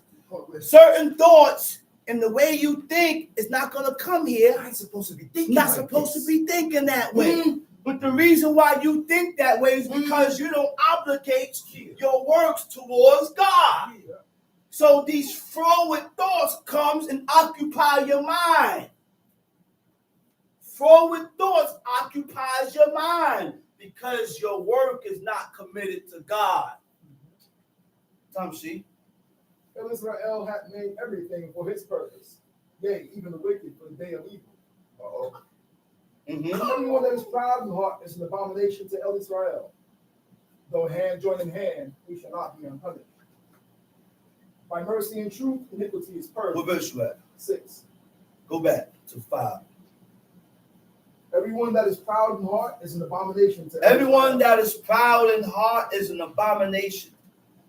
And another thing I was supposed to go into something else to prove to you also why God didn't do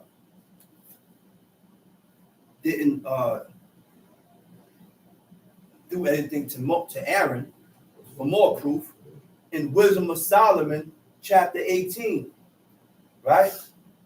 It says, Wisdom of Solomon chapter 18 is an apocryphal. He said, for when the dead were now fallen down by heaps, one upon another, standing between, he stayed the wrath and parted the way to the living. There was a plague that went out. And the only ones that was able to stop that plague was the priest, Aaron. Now remember before I told you, the reason why God didn't do anything, I told you this before, God didn't do nothing to Aaron. Why? Because of what he had on. The breastplate, the 4 robes, holiness to the Lord, right? And, right? It says, for in the long garment was the whole world.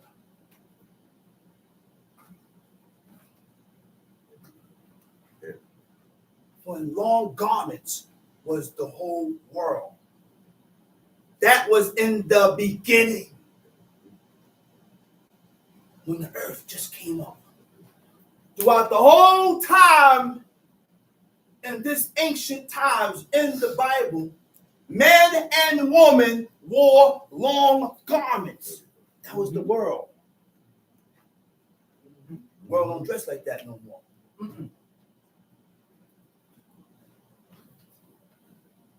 Right? And in the 4 rows of the stones,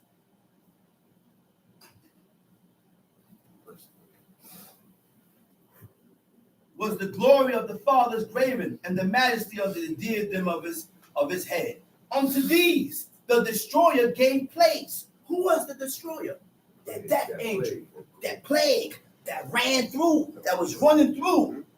And when that plague was running, he seen that. Whatever he saw, it stopped the plague. Stop the plague.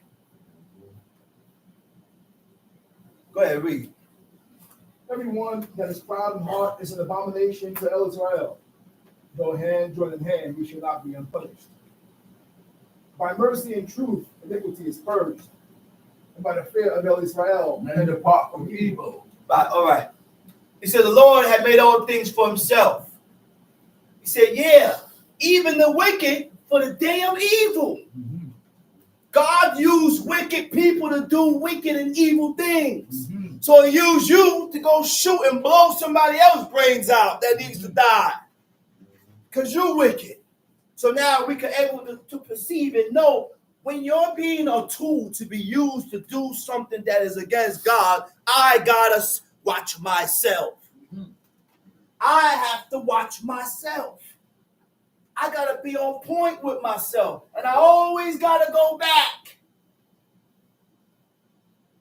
to 2005 2004, when God used me for a tool to do something, and my brother felt the affection, the repercussion from it. 2005. 2005.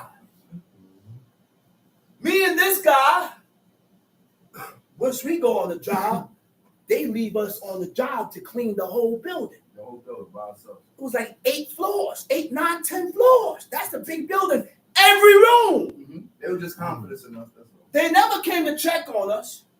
I was in the union then. They didn't come and check on us. They left us alone. We play our music and we vibing to the music. And me and this dude here, my brother, we running through the building, bagging everything. Yep. Once we finish the floor, everything in bags, we go to the chute. Yep. Throw everything down. Yo, Locks, your next floor. Let's go. We go down to the next floor. Yep. So we got onto the floor. We throwing the things down the chute. The chute gets clogged. I didn't know he went down to unclog the chute. I picked up the cinder block. This dude is all the way down the second floor unclogging the chute. But he didn't tell me. The cinder block goes through the chute. Wow! Hit him in the back of his head. He's on the floor. Knocked out. Wow, don't come up for hours. So where's this guy at? He fell asleep. Sleeping. I run downstairs, I see him on the floor, immediately clinch. I'm like, what happened? What happened? I'm ready for war now. Who did this to you? What happened, bro? You. What happened? Man, the thing about him, I'm saying, man, Lord have mercy. He didn't tell me, but why? The key to that is, why was I used to do that to him? That's what you thinking. I ain't thinking that. I'm thinking, why did that happen to me? Why was I used to do this? So now that tells you that you need, when you're used to do something, when God used you, because God's used the wicked. We both wicked. Me and him. We wicked. Because we wasn't leaning towards God and pushing towards God the way we're supposed to be doing. So he used me to do something to him. So now I had to think myself and say, why did God use me to do that? So I had to clean up, and we got to clean up. Anytime God uses you to do something that is not good, you got to clean up. Clean up. Got to clean up, man. What verse we at? 7. Go ahead, read. When a man's ways please Israel. No, let's go back. It said, everyone that is proud in heart is an abomination to the Lord. That thing called pride. Pride is something else. Pride gets in the way of you serving God. Pride will cause you to put on a show and to display amongst people. And when we have that thing called pride in us, when we're full of pride, you can't serve God. He said, though hand join in hand, he said, he shall not be unpunished. Tom, see verse 6. Go over to verse 6. By mercy and truth, iniquity is purged. And by the fear of Israel. By mercy and truth, iniquity is purged. So by me being merciful and truthful, I can relinquish and make atonement for my sins with God. Just by being merciful and truthful. Now, mind you, that's the key, man, because in order to get rid of iniquity and sins, you need a high priest. Yeah. We need the high priest to get rid and make atonement for our iniquities. That's what makes it. And we don't have no high priest now. Why do I keep running into brothers calling themselves Kohens? Some brother, one other brother called himself Ha Kohen Gadol. Retarded. I'm gonna call you by your name. You are not no priest, man. I'm gonna call you by your name. You cannot be promoted to a priest or elected or chosen to be a priest because there's a sanctification. There's a, what's the word? There's a consecration. There's a consecration that comes with that. Shalom, red man. There's a consecration that comes with that. I'll call you by your name, buddy. Go ahead.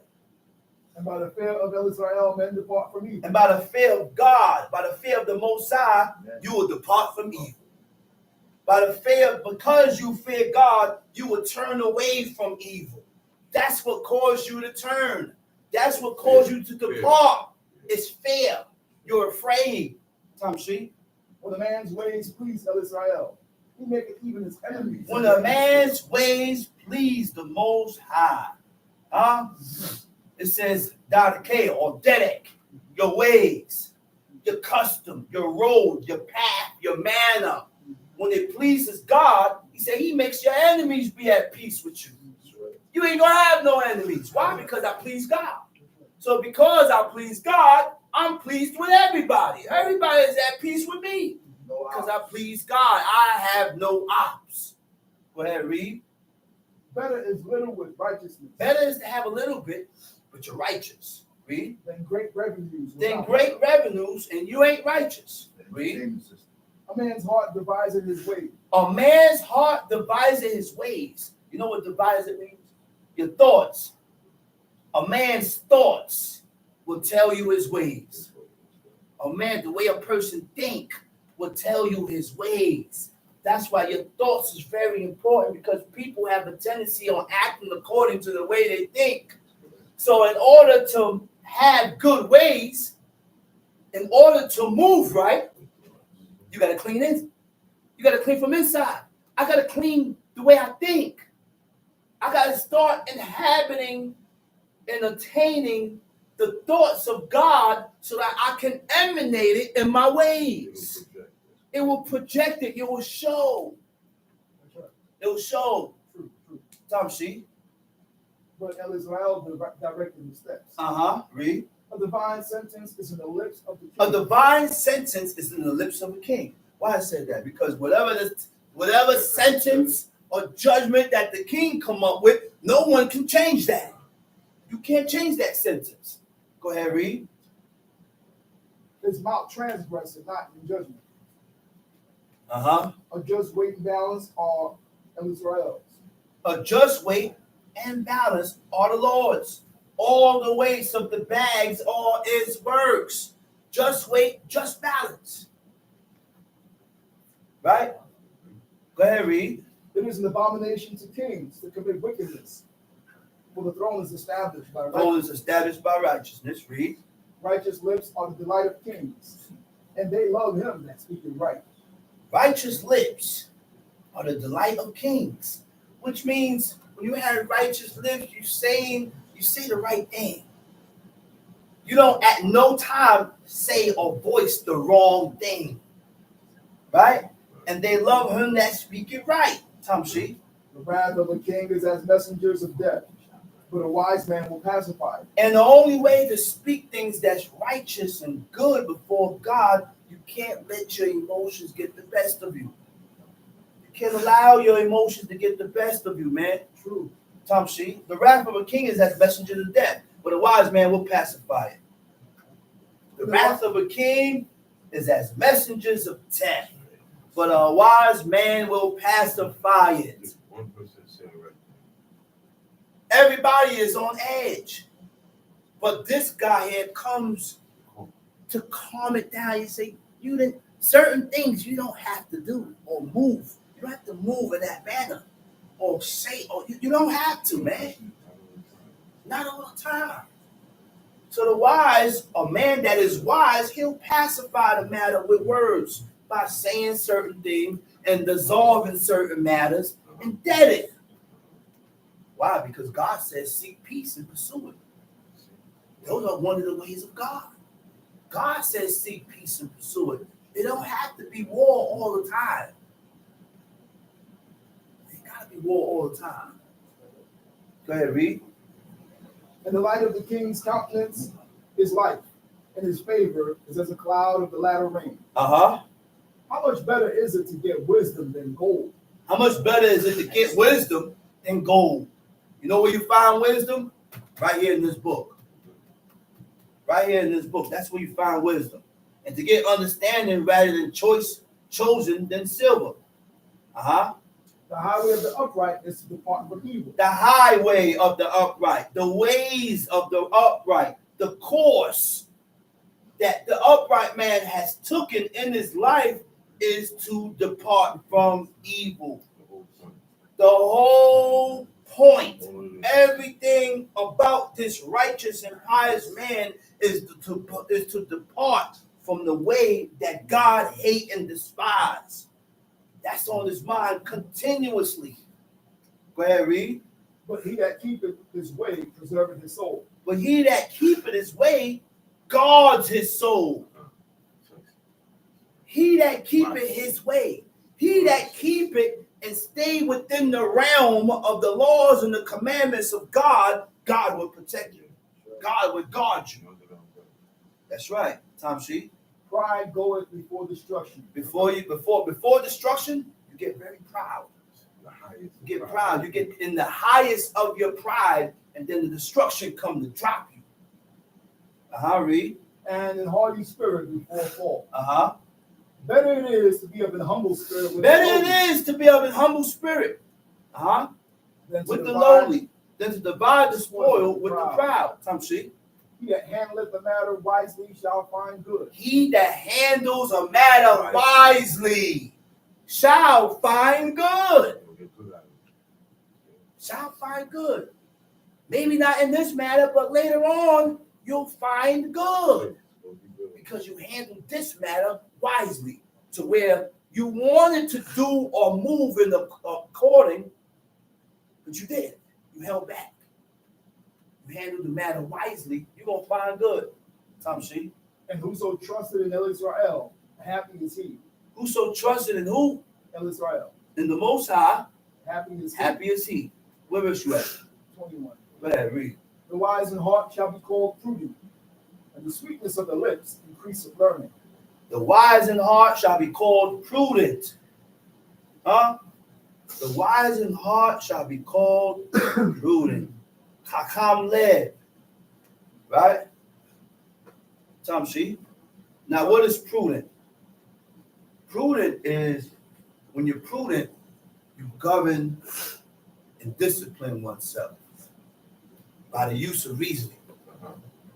Okay? You are able to detect when you are going wrong with God. Right. You are able to detect when you're going wrong with God, and you correct it. Correct yourself before you correct. Go ahead, read. Understanding is a wellspring of life unto him that hath it. Where you at? 22. Okay, go ahead. But folly is a chastisement unto the fools. Understanding is a wellspring of life unto him that hath it. You know what understanding is? To depart from evil. And go ahead. But the instruction of fools is folly. Tom Sheet. We gotta know who we take instructions from. We gotta know who we take instructions. I can't take instructions from every and anybody. Because a person that doesn't fear God and doesn't order their lives according to the curriculum and the standards of God, they're going to instruct you wrongfully. They're going to give you instructions that God don't agree with, because the instructions that you're giving a person is against what God says. So you got to be careful with who you receive and get instructions from. Go ahead, read. The heart of the wise teacheth his mouth, and by his lips. The heart of the wise teacheth his mouth. The heart of a wise man, he's circumspect. He's circumspect with what he say out of his mouth. Very circumspect with what he say out of his mouth. That's right. Know when. What you said? You know what to say. What to say and when to say it. Because sometimes we say things, and that's the wrong time to say it. You're right. You may be right, but it's the wrong time to say it. Sometimes you say what to say. You need to know what to say, because when you don't want to say the wrong thing, and you want to come out offensive. So you got to know how to say certain things to where I don't offend you. I got to know how to say certain things in a way that you don't take it the wrong way. I'm still learning that. This is a lifetime job, man. Tom Sheet. Pleasant words are as in honeycomb, sweet to the soul What verse you at? and health to the bones. 25. Pleasant words are as in honeycomb. Pleasant words are as a honeycomb. I like that. You know why? It backs up what Psalms 15 says, right? It says, soft answer turning away wrath. A soft answer turning away wrath. The reason why I yelled is because you yelled. That's right. You angered me and ignited and kindled my anger. Right. And then when I yelled, you mad at me and said, Why you know why we Good. that's why I stopped. Let him say it. Yeah. Why you yelling? Yeah. Happens all the time. Why you yelling? You started to yell. I ain't start yelling until you yelled. Try to psych you out, man. I'm not gonna be quiet and you yelling. It says a soft answer turning away wrath. Come on, baby. You don't have to get. I seen that with my father, man. Mom would get angry and my mother come, hey, baby, I'm sorry, baby, all right? And this anger, his voice, pitch, drops little by little. All right, baby, all right, baby. He's all right now. Get off of me now, man. You come on, man. Stop it. The kids is here. The kids are standing around, man. Stop it now. His face still be smooth, but his voice Face be still soft. smooth, down. but his voice pitched down, his pitch dropped little by little. Do that for you. Gets him every time.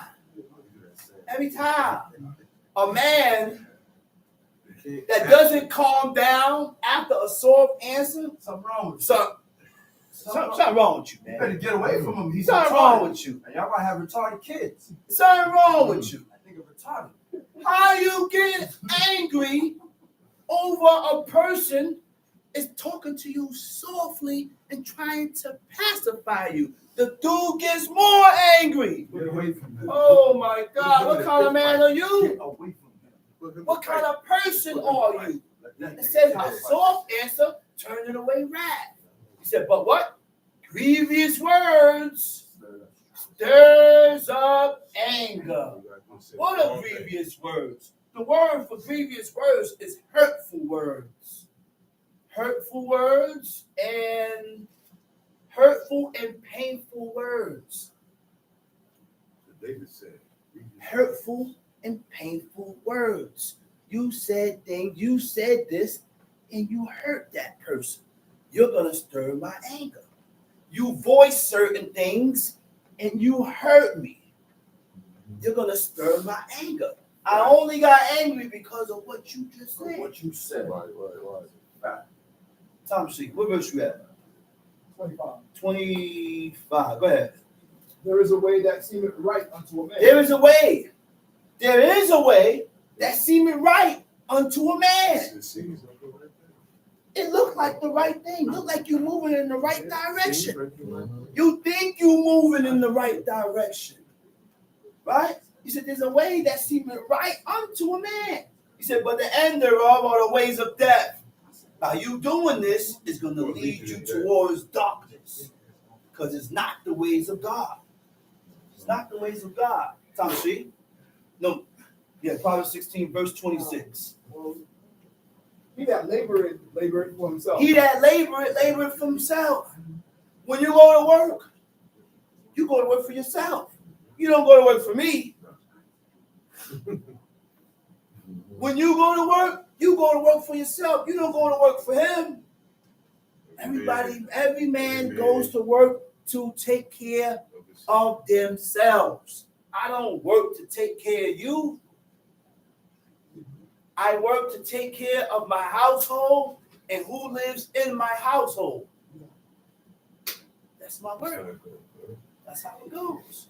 In return, by the man working and serving his household, in return, who's in his household supposed to serve him? Right. I was watching a video on YouTube. The woman said, and this is a woman that don't know who God is. The woman said, listen, my bills is paid. Everything is paid. I'm being taken care of. When that man come home at 2 in the morning and I'm asleep, and he wants a sandwich, I'm gonna get my butt up and make him a sandwich. Tie it on, wipe my face. Oh, baby, I got you. Just I'm gonna get up and make him a sandwich. And she caught a lot of backlashes from other women, but she was able to eject it. Proof. She ain't doing nothing wrong. Man, what I got to worry about? This nigga is taking care of me. He want a sandwich? I'm gonna make him a sandwich.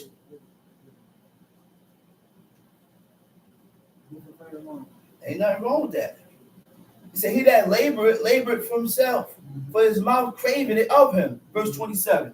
An ungodly man diggeth up evil. An ungodly man diggeth up evil. That's heavy, man. Now we should know ourselves. The book shows you who you are. That's right. The book defines who you are. It says an ungodly man brings up evil, digs up evil. You start bringing up things that happened in the past. What happened here? And it's been resolved.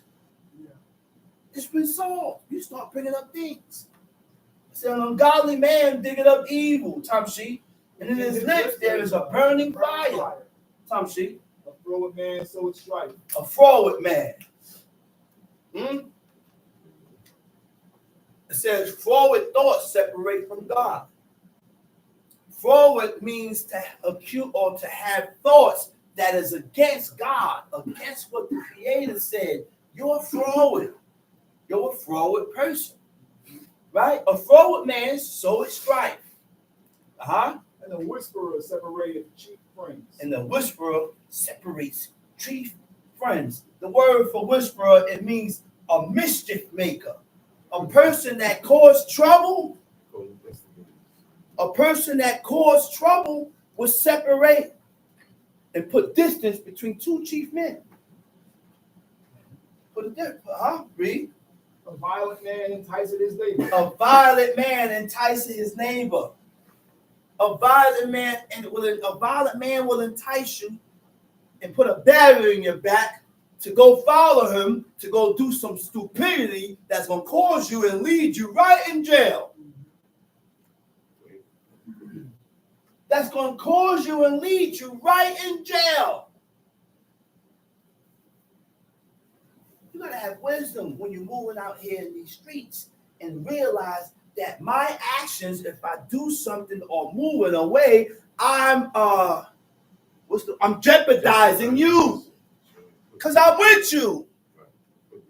I'm putting that person in danger.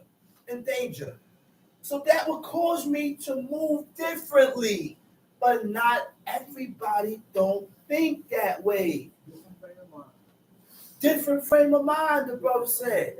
Everybody don't think that way, man. Go ahead. And leading him into the way that is not good. And leading him in a way that is not good. That's right. Tamshi. He shut his eyes. To devise froward things.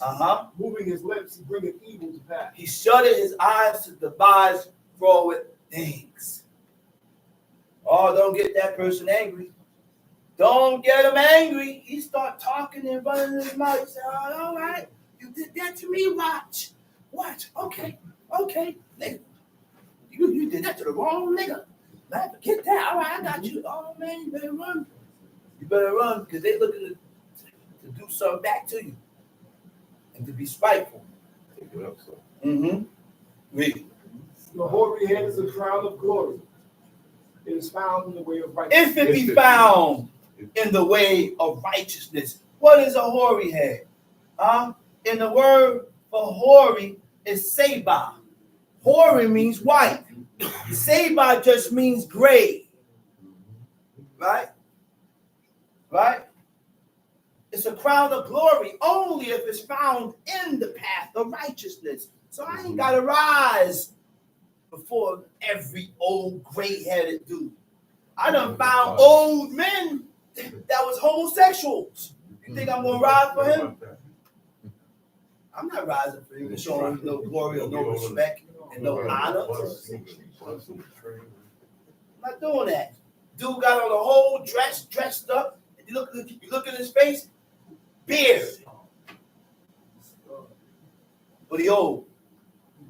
Tamshi, he that is slow to anger is better than the mighty. Better than the mighty. He that ruleth his spirit than he that taketh the city. He that ruleth his spirit, and that's what we need to do. We need to learn how to rule ourselves, how to rule our spirit. Because if we don't rule our spirit, then we're going to succumb to iniquity. We're going to succumb. We're going to give in to the things that God hates and despises. Go ahead, read. The lot is cast into the lap, but the whole disposal thereof is of Israel. That's it? Yes. Okay, let's hit a book in the Psalms. Let's go in the Psalms.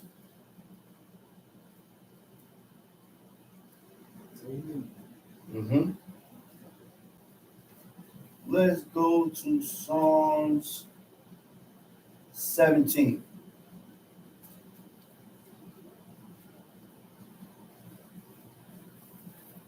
Psalms chapter 17. Yeah, Psalms chapter 17. I was reading another part in the Psalms, one of the parts, and I think it was Psalms 37.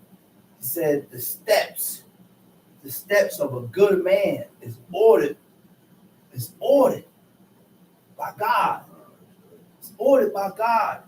And he delighted in his ways. You know what that is? For God to have delight in your ways. For God to have delight in your ways. And then we got to realize that a good man is only, listen, you're only good according to what God towards what God says. What God said is good.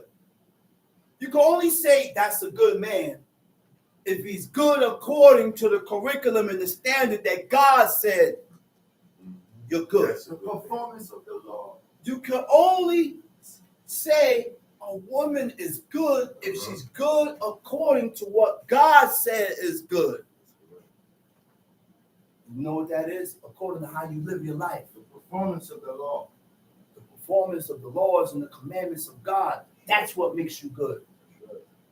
When you start and begin to clean your ways with God, that's what makes you good. Because when you keep the commandments of God, then you're not going to conjure up thoughts in your mind against a person that you have no facts about. It works hands in hand. It works hand in hand because you have no proof about what you're saying. Let's go. Let's read. Chapter 17. Hear the right, O Israel. Hear the right. The word for right is zedek. Zedek meaning just, meaning right. Right? What is zedek? I mean, what is just? Just meaning conforming to a standard of correctness. Right? Morally upright by God. What is right? Conforming to facts or truth. That's what makes you righteous? You mean to tell me I don't have to glide on the clouds? And the only way for God to look at you as righteous, you have to agree to facts. You have to agree with the truth. And once you agree to the facts and to the truth that God has set here, written here, you're righteous. Yeah. Now, you can't say you agree to something and you're not putting it into action. Because when your actions tell me if you agree with it. If I don't act upon it, then you don't agree with it. Your actions and how you live tells me if you agree or you disagree. Because if you agree and you conform, then you're not going to sin presumptuously. Tamshi. Hear the right, O Israel, attend unto my cry. Give ear unto my prayer. He said, attend unto my cry. Ask God to hear him. Hear my cry, because God don't hear every and anybody. Realize that. People think God is just a yo-yo. You set up a prayer and God heard my prayer. I'm going to go pray for you. Who in the world told you God want to hear your prayer? God don't listen to mine. Who in the world tell you that God want to hear your prayer because your ways stink before God. Oh, God, that's a fact. You're disobedient to God. So he's not going to hear and hearken to your cry. No, don't. He's not going to hear and hearken to your cry. Don't hear the prayers of the world, man. Nope. All right? Go ahead, read. That goeth not out of faint lips. Out of faint lips. So when you're sending up prayers, and one of the ways that you can make sure and hope that God hear you, you got to stay away from lying. You know what faint lips means? Deceitful lips, false lips. Don't lie. Don't be deceitful. Don't be false. Go ahead, read. Because God ain't going to hearken to a people or a person that lies. God ain't going to hearken to a person or a people that is deceitful. Tamshi. Let my sentence come forth from thy presence. Let thine eyes behold. Let my sentence come forth from thy presence. Tamshi. Let thine eyes behold the things that are equal. Let thine eyes behold the things that are equal. The word for equal is yashar. You know what it means? Yashar meaning straightness, uprightness, morals, rectitude, integrity. He said, let mine eyes behold the things that are equal, that is just. I don't want to behold and perceive and see things that is unjust and against God. I don't want to see that. So when you don't want to see certain things, guess what?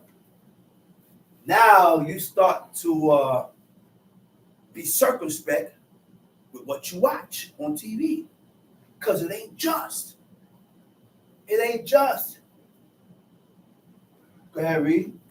Thou hast proved mine heart. Thou hast visited me in the night. Thou hast proved mine heart. God only proves the righteous. He proved David. Why? To demonstrate the truth or the existence of something by evidence. So you got to prove him to see what you got in you. That's why God proved us, man. Proved the nation of Israel in Mount Sinai. Tamshi. Thou hast tried me and shall find nothing. I am purpose that He said, thou hast tried me. You tried my heart, and you're not going to find nothing evil in it. He said, you have purposed.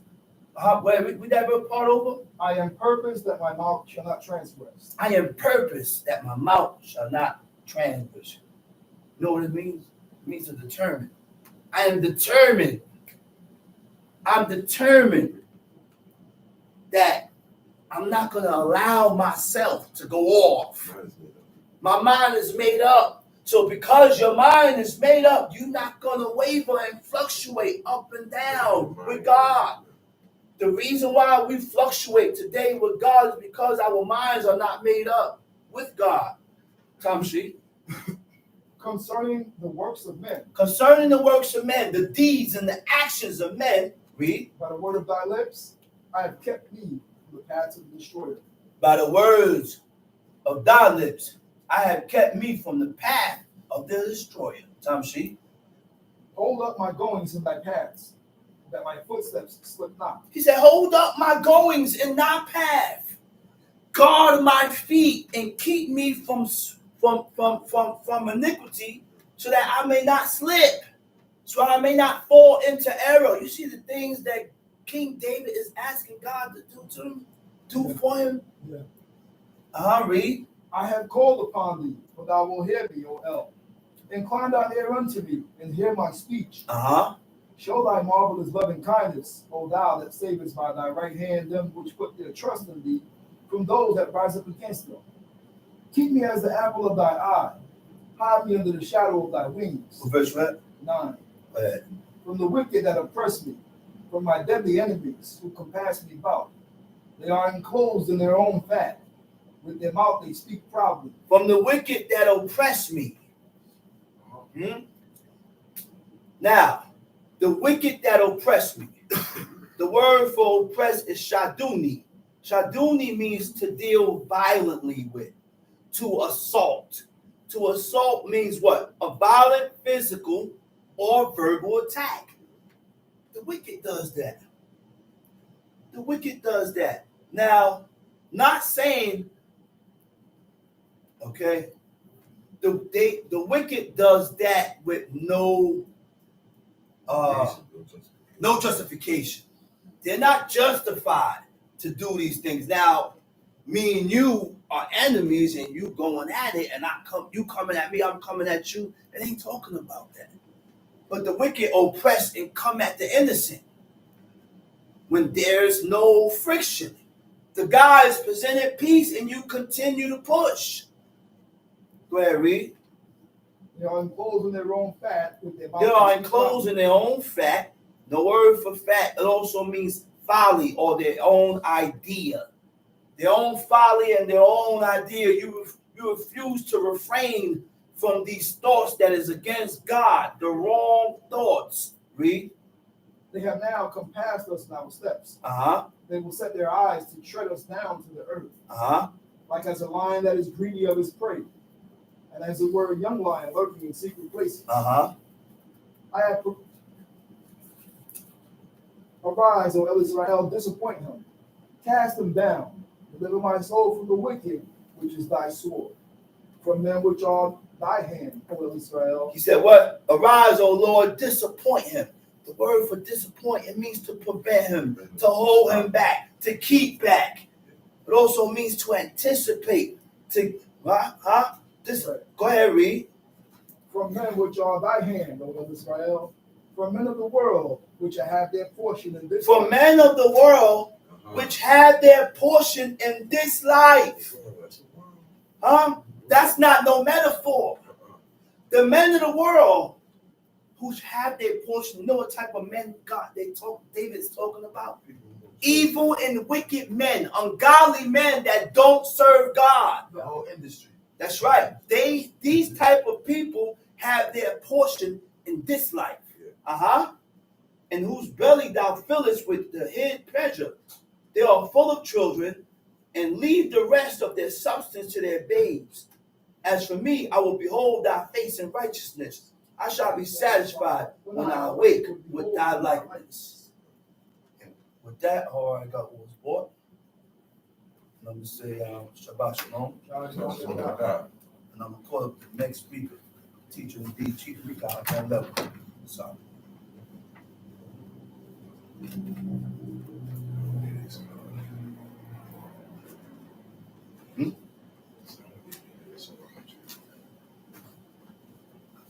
Giving all praises to the God of Abraham, the God of Isaac, the God of Jacob, with all due respect to my father, my teacher, my leader, Chief Eleazar, Ben Dodo, the tribe of Levi, the chief men, prince men, brothers and sisters, visitors. I bid you out of tongue of all forefathers, Shabbat Shalom. Shabbat Shalom. All of this, what we're talking about, is what he just said. To save from punishment when you die. Yeah. When Adam ate of the fruit of the tree that was forbidden not to be eaten, what we go through in life, death, pain, sorrow, this, that, all that stuff, that door was open. Right. And man was open to it now. Right. Was no reverse. So that got to play out now. We're living in the play out mode.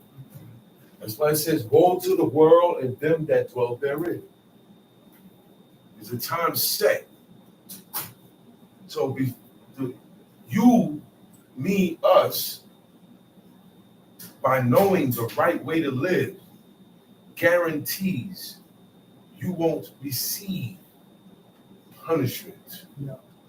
But you have to believe what you read. There's a reason for all of these things. Because now you get unclean. Now this happens. Right. Now that happens. Before, if they would have never ate that fruit, none of that stuff would have happened. Yeah. Wickedness would have never been known. All these things would not have been known. Our ways wouldn't have been dirty like they are now. That's right. we wouldn't be born in sin. Sin and iniquity wouldn't exist. So therefore, God said, here, this is the way for man to live. These commandments here. Now that you guys don't set it all and you got it going on, here, these commandments. And in time and in generations, you always had an individual. Not everybody. It wasn't no nation of Israel yet. This is before Abraham was born. You see the genealogy? Adam, Seth, right? All those men served God. All of them. And they were given these same commandments, same precepts, same laws, same statutes. Then they died. Their son took it over. Then we reached up to a part where nobody's serving God. Nobody's serving God. And then God noticed a man named Abraham out of Babylon. And God quoted and said, Abraham observed my voice. He obeyed my charge. He obeyed my laws, commandments, statutes. He did it all. Direct commandments, the commandments, personal commandments, every day. A lot of commandments one commandment was substantiated and established in Abraham. That was circumcision. That's right. Okay? And out of that, you got the nation of Israel. Now, these people come from the sons of a man called Jacob. Right. Jacob come from Isaac. Isaac come from Abraham, who I just spoke about. So you see the lineage dropping in. So you got 12 sons now. You got tribes, millions of people coming out of each tribe. Because of a famine, the whole world received a famine at one time. And there was only food in the place that we know today as Egypt. Everybody wound up there. God made certain things and certain events happen with Jacob's sons personally, so that they can wind up where the food is at. That's how Jacob and his family wound up in Egypt. We got to Egypt now. They lived in Egypt. They lived in Egypt for 400 years. And in time, these people outgrew the Egyptians. There was more Israelites than the Egyptians. And that scared the government of Egypt. Oh, well, man. Look. Anytime one of them get pregnant, she's having a baby. There's no such thing as her having a miscarriage. She's not going to lose it. See, God blessed these people. He even blessed their cattle, their cows, their bulls. They don't have miscarriages. So and a man can have more than one wife. He got the money for it. He can have more than one wife. So I got 4 wives. They're all pregnant. I'm having 4 kids in 1 year. So you think about the rate that these people are growing, right? The Pharaoh said, hey, man, these people, if we have war with somebody, they could join up with them against us because it's a lot more of them. A lot of times it happens. Right. People switch up on you. A lot of times of war, you in league with this nation, but man, look, I'm in league with you, right? There's a lot of those guys. I'm joined up with them. It happens. So he said, just in case we get into anything, that they were the first world power. And in order to stay in power, you have to keep your foot down on certain nations' neck. Sometimes you got to go over and bomb something up. You got to go over and hit something up. Okay? So in doing so, we don't want these people, these Hebrews, to join up with them. So we got to cut down their rate. We got to kill all the males now. So the decree went out to kill all the males. If it's a Hebrew man child, kill him. And in return, God allowed one man child to live and go under that decree. His name was Moses. Because Most High is going to use him to get these people out. So we fast forward now, all the way to where now it's to the point where you're not letting none of the males live, and we got them in slavery. Whatever males that's alive already, you're going into slavery. You're not going to rise up against us. Okay? Who you think built all those monuments? That's what they are. Those are monuments. The heathen make monuments to their gods. They make monuments to each other when they die. The Hebrews not so. We don't make monuments. Monuments is a statue. Monument is a plaque. A monument is also a matzeba, a tombstone. Monument is also a tattoo. Because the old object of a tattoo, the real reason why tattoos were established was in commemoration of the dead. When someone died, say you died, brother, and I'm family or I'm close to you, when you die, I draw a picture of you and etch it in my skin in commemoration of your memory. See, we can't do nothing in the memory of anybody. See, we learned all these things in Egypt while we were there for those 400 years. Just to remind y'all, didn't know God yet. God never appeared to them. At that moment, he only appeared to Moses. Okay? He gets them out now. Most High gets them out. Moses leads them out. Split the Red Sea, they go through. Now they're in the wilderness. They got a chance, 3 days journey to get into Israel. It don't take 40 years. 3 days journey. Only take is 3 days by foot from where they're at now. They're out of Egypt.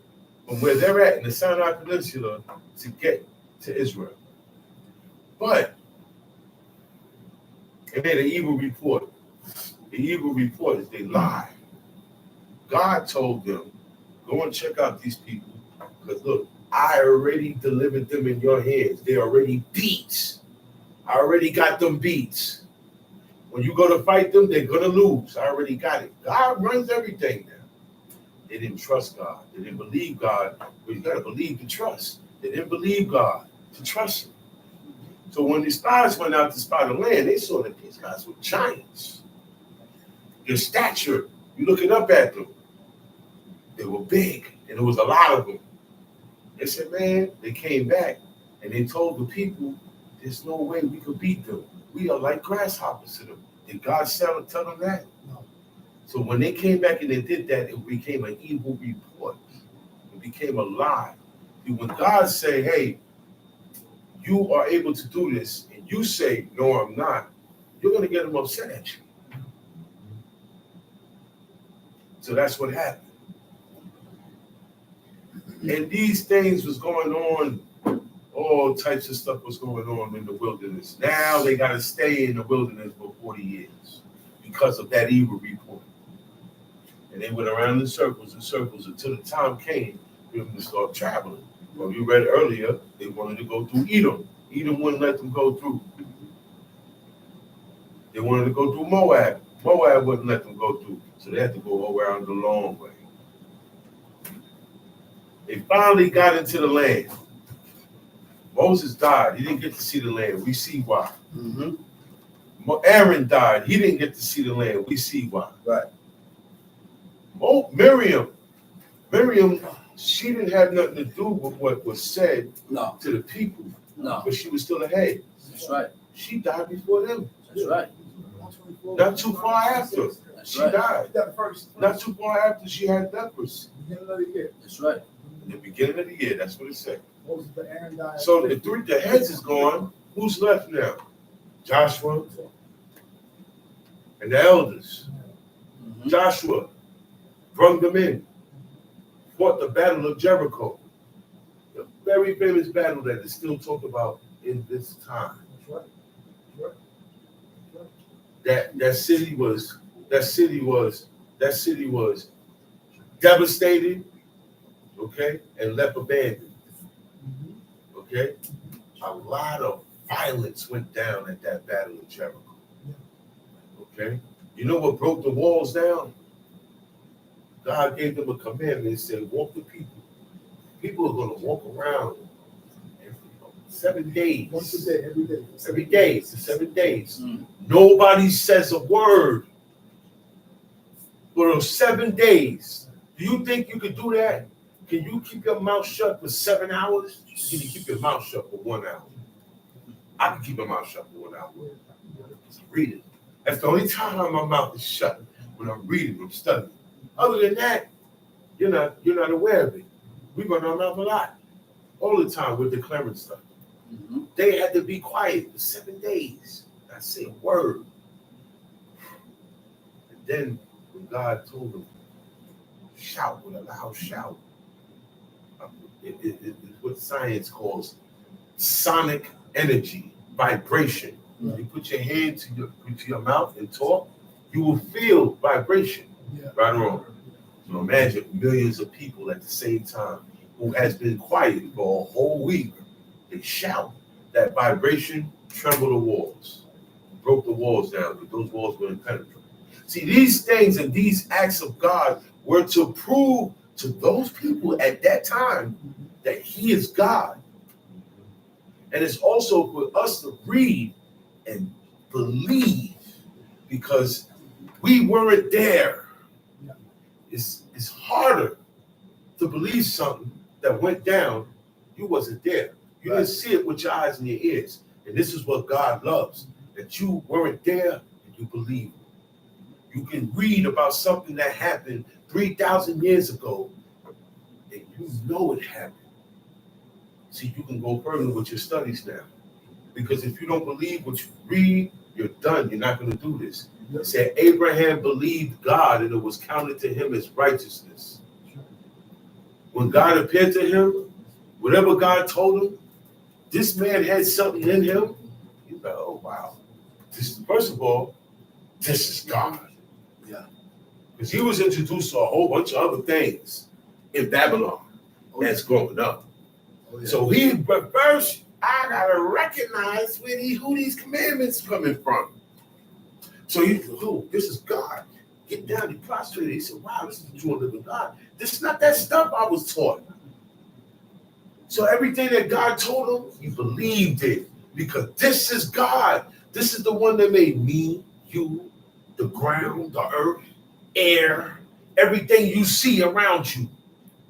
When you look up, you see the sun, moon, and stars, and the host of heaven, and everything up there. God made that.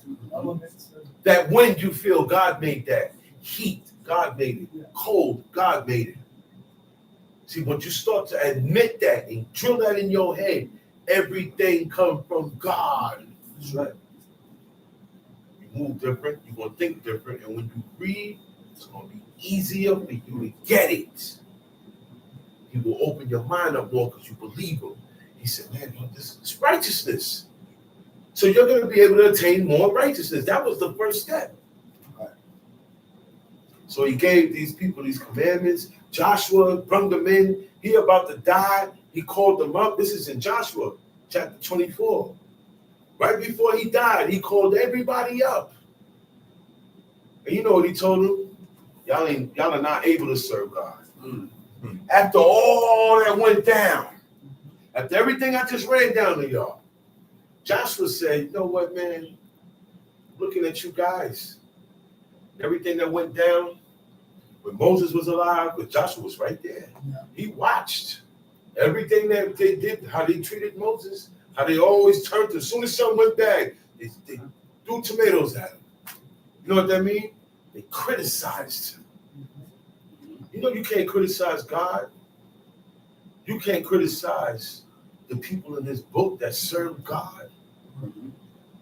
You can't criticize your husband. Mm-hmm. You can't criticize your parents. Mm-hmm. Yeah, you can't do that, man. You know what criticize means? I look at you a certain way. I don't like it, but you my father. Man, I look at you a certain way, and I don't like it, but you my mother. man. People doing that today? It's supposed to be the other way around. People doing that today? Yeah, people doing that today. Man, Great. your father can't be annoying to you. Facts. Trust me on this. It's a spirit you gotta break. Talking about he get on my nerves, bro. No. Hey, I heard somebody say that the other day. Guess what happened? He challenged his father so much, his father had to put hands on him. And then the next day when he went on the train, he got jumped. He got jumped. The next day, he went and got on the train. He just ran into the wrong crew. God did that. Oh, yeah. Made him go home and humble himself. Made him recognize. You can't, you see, because that's where it starts. Once you start criticizing, that's the beginning of going against. Am I right or wrong? Right. After a while, I'll be like, no, man, son, I'm going to do something about this. I've been criticizing about this for a while. I've been showing my disappointment in this for a while. Now I'm going to do something about it. We can't do that. You can't criticize the Most High. You know when you criticize? When you say you don't agree with what he did. I don't agree with what my mother did. I don't agree. All these things is out. You will not excel. You will not get better. You will not improve. You will not te'ati, means to improve, get better, correct oneself for betterment in God's righteousness. You're not going to be able to do that. You're going to get pushed away. Yep. You see how a parent will kick his kid out the house and say, man, get out of here, man. That's how God will kick you out. Yep. Just like that. Just like that. So watch who you criticize. As soon as you start criticizing, you're going to wind up standing against. You're going to push your chest out. You're going to push your chest out against the wrong person. They ain't got to touch you. Look, and they still going to cry for you. Ain't that something? That's the undying love of a parent. You wrong. Look, I had to take my son out. God said do it. God said he got a rebellious son that won't listen. What to do with him? Put him away. Take him to the judges. And what the judges going to do to him? Stone him until he what? Until he died.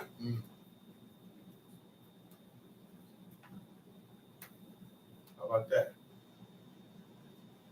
So you don't want to do that. You don't want to do that. Okay? They tell us what they like about us, the parents. They tell us, I don't like when you're like that. They can criticize us. Okay? You can't do nothing to make your parents better. Right. How about that? You can't say nothing to make them better. I don't care if it's wrong. Y'all leave them alone. They are exempt. In your eyes, they're not wrong. Yeah. If God come down and say, this guy here was wrong, you can't do it. You can't say it. Right. That's for God to say, because that's your father, or that's your mother, or that's your husband. Same thing with the husband. Criticizing your husband a little bit too much. And this is the guy who's showing you the guide and the path towards righteousness. And I always said this. I always use this as an example. If a man and his wife go to the store and get a bacon, lettuce, tomato sandwich. A BLT. They both got the sandwich in their bag. They both walking home. When God want them to serve him, they got something good in them, he gonna turn them, right? Who the wisdom gonna come to first? To stop, to get that and put that in the garbage and not eat that no more. Who is going to come to them first? The men. Wisdom is going to come to the man first. God is going to speak to the man first because he put the man in charge. He told Adam, you, before he made, look. He told Adam, not Eve, Adam first. And whatever God tells the man runs down to his household. The first one to get it is his wife.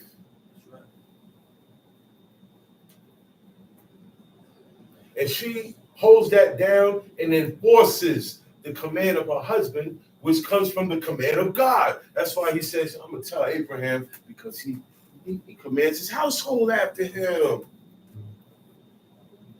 He commands his household after him.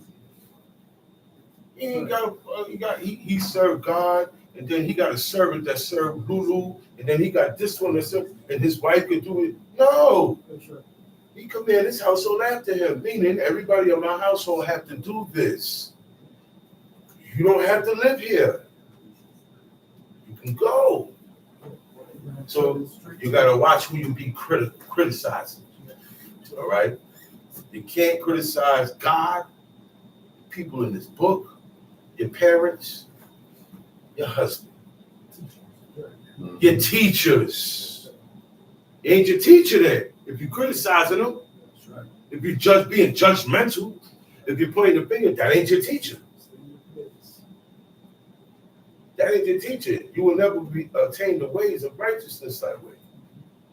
Right? You will never do it. Now, we're going to go into the book of the law, Leviticus chapter 17.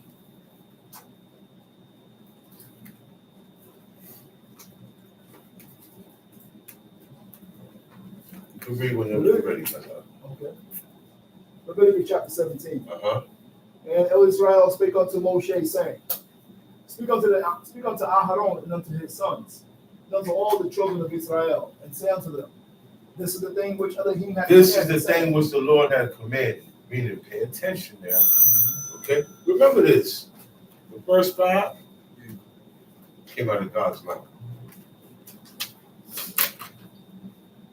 When Moses went up into that mountain, the first time for 40 days, and he went up again for another 40 days, 40 nights, right along. Total of 80. God put him on to get in everything. He showed him things. He showed him secrets. He showed him everything. Okay? How else would Moses know about Abraham and about Enoch, Methuselah, Noah, Lamech, Adam? How would he know how God created the universe and the planets and everything? Right? God had to tell Moses. That's what he was doing, getting all this information up there. And the Torah came from God. God told Moses everything. What transpired before him was to come after everything. So when we read this,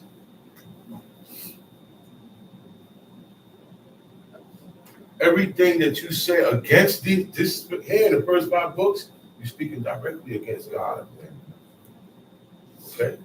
You speak against these commandments of what God had ordered, you're speaking against him. He said, this is the thing which the Lord had commanded, saying, What man soever there be of the house of Israel that killeth an ox, or lamb or goat in the camp, or that killeth it out of the camp, and bringeth it not unto the door of the tabernacle of the congregation, to offer an offering unto Israel before the tabernacle of Israel, blood shall be imputed unto that man. He hath shed blood, and that man shall be cut off from among his people. So now we're talking about the sacrifices. He said, if you don't bring, there's a certain tent. It's a big giant tent, look like a circus tent. The tabernacle of congregation, that's a big tabernacle means tent. Tent where everybody congregated. Oh hell. Okay? This is where everybody came. This is where they did Shabbat at. Okay? This is where meetings, everything was done here. Everybody congregated here. Now, other than that, if you're not congregating, you're bringing up an offering. Right? If you bring your offering up, it has to come to that tent. of meeting. That's right. Tabernacle of congregation, all it means is tent of meeting. Right. You have to bring it there. You can't go inside though. No. You bring it to the door. The tent of meeting. The priest is right here. That's right. He receives the animal. Slaughtered right They there. say ox. What is that? Ox? Read it. An ox, lamb, or goat. You bring it.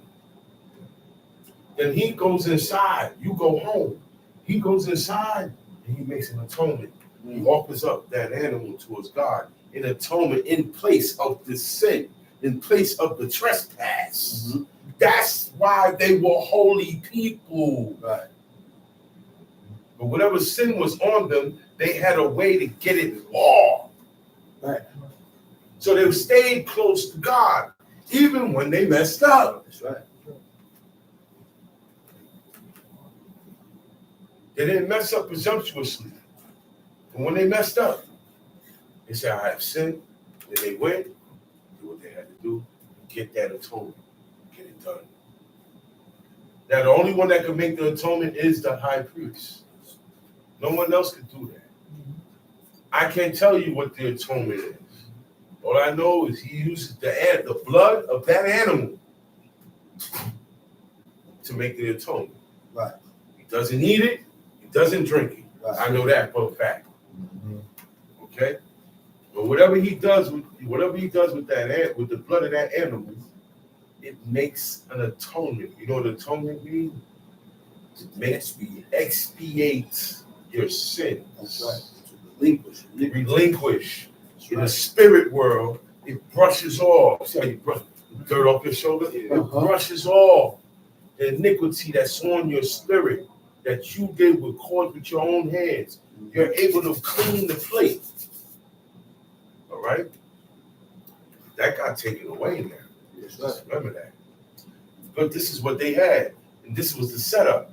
He said, if you do not bring that animal to the tent of meeting, the tabernacle of the congregation, so it could be offered unto God. This is the place where God's name is. Meaning, this is where anything and everything to do with the Most High is done and said here. Nowhere else. The high priest lives there. He does not go outside of that tent of meeting. Okay? The altar, burnt all everything that is used to offer the animal is in there. It doesn't come out at all. There's no renovation. There's none of that. All that, okay, hold on there. You know what now? We're gonna move these couches. I need you to go over there and sweep up under there. No. There's no sweeping and mopping in there. That is the holy of holies, holy places. It's a holy place because God's name. God ain't in here. He up there. Sometimes he come down in there. Whenever he choose. He got one spot in there in the Holy of Holies, a small little room like a closet, like a walk-in closet. And he go there, and there's a thing called the Ark, which has two cherubims, which is angels, top order of angels, bowing down to where God come and sit at. It's called the mercy seat. The mercy seat is the covering of the Ark, and that's what the angels are sitting on top. Not sitting, but bowing on top. Right. And in that space, God sit in that space. So when he sit in that space, you got the cherubims bowing at him from both sides. Right. We don't know, they didn't know when he gonna come up in there. So the high priest was only allowed to go in there one time. That's it. Once a year. What was his sons going up in there doing? They didn't belong nowhere near in there. That's right. That's right. Half the infinity. Yeah. They didn't belong in there. You ain't supposed to be making no smoke. Mm-hmm. That ain't even your job. That's the high priest's job. And he only do that once a year. He go up in there to confess the sins of Israel. And God's sitting in there, but he got a smoke. Mm-hmm. He got frankincense going. He got the smoke going. Just like how God dealt with Moses. He said, I dealt with him face to face, right? Mm-hmm. Yeah, face to face. You just can't see me. Right. If you see me, you're going to die. And so he dealt with the high priest. And the high priest only go up in there once a year, 10 days before Yom Kippur. Because he got to prepare. He got to make it simple. He got to clean up himself for his house before he do the whole nation. See all this intricate stuff that's going on that we ain't got no more. But you need to understand how the setup was, okay, to get your mind there. Is it still a way to get sin on? First of all, stop. Stop. We always talk about getting sin on. You gotta stop. Stop sinning. That's number one. And if you do these commandments, you will relinquish them. In the Apocrypha, it said, the honoring of your father. Make atonement for sins. Right? The honoring of your father atones for your sins. Just listen to your father. You don't need no animal. You don't need no high priest. Some of your sins, you need to start wiping off these sins. The more honor, the more sins get wiped off. These keys. There's still ways to get it off, but you have to dig into it and find it and dedicate and commit your works to it. That way he will show you. Never have you doing this and there's no way. You understand what I'm saying? There's no way. God don't work like that. They didn't get it. God did not take you up out of Egypt with a strong and mighty hand to make you starve to death. He do all this like it got you out in high fashion that the world talk about. So you could die like bums in the wilderness. Didn't see that part. Didn't see that part. So you got to bring the animals to the high priest. The high priest is the one that will do what he has to do with the animal, with the blood, make an atonement for you, and that's it. Right. You home, you good. Yeah. Come sheep. To the end that the children of Israel may bring their sacrifices which they offer in the open field, even that they may bring them unto El Israel, unto the door of the tabernacle of the congregation, unto the Kohen, and offer them for peace offerings unto El Israel. He said he had shed blood. He said if you do that, if you sacrifice on your own, you shed blood. That animal is like you killed a human being. You killed that animal for no reason. Because it ain't going to God. Your sin's not being relinquished. And no atonement has been made. So he said, don't do it on you. You can't do this on your own. That's what I got the high priest for. Bring it over here to the high priest. If you don't do that, that animal, that ox, or that goat, or that sheep, or that lamb, guess what? You murdered it. You murdered it. You committed a murder. Oh, yeah. Now you murdered the animal. Okay? Sounds sheep. See, God tells you when you did something right or did something wrong. See, the animal was killed for the purpose of sacrifice. Right. Okay? We're talking about killing the animal for sacrifice.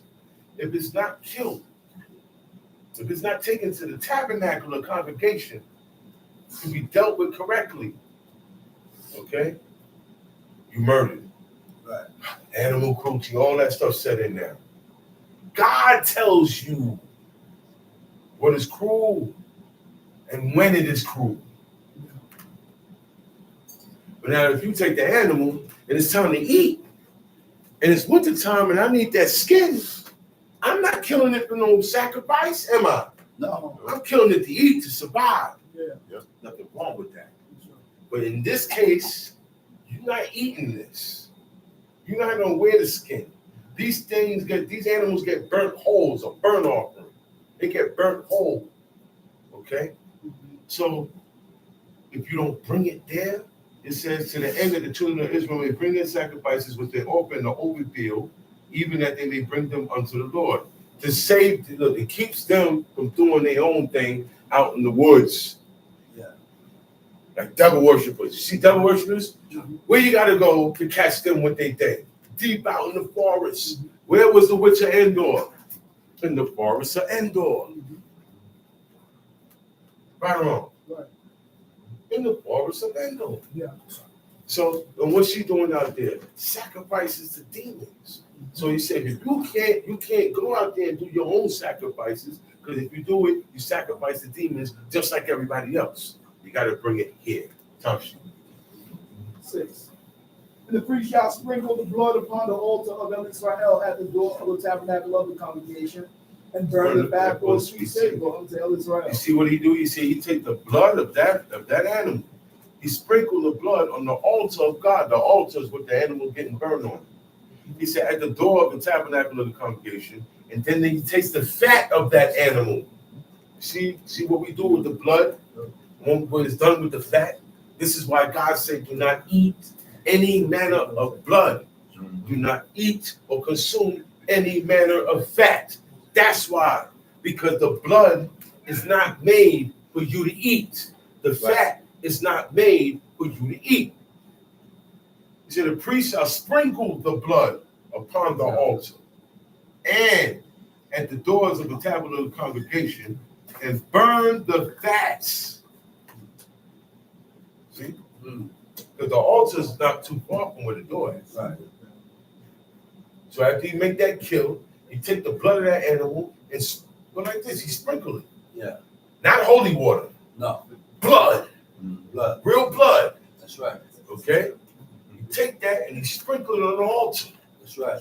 And then he takes the fat of that animal and burns it for a sweet savior unto God. Right. He takes the fat, and he burns it.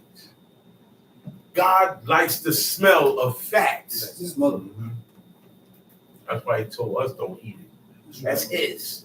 He said the fat shall be for the Lord's, for a sweet savior. You hear that? The fat is God's. That's And it. he ain't eating it. So why you eating it? When you eat at a restaurant and you listen to other people, you're going to eat blood and fat. You can't eat flesh, meat, unless you make your own kill. Plain and simple. You have to make your own kill. You don't own any flesh.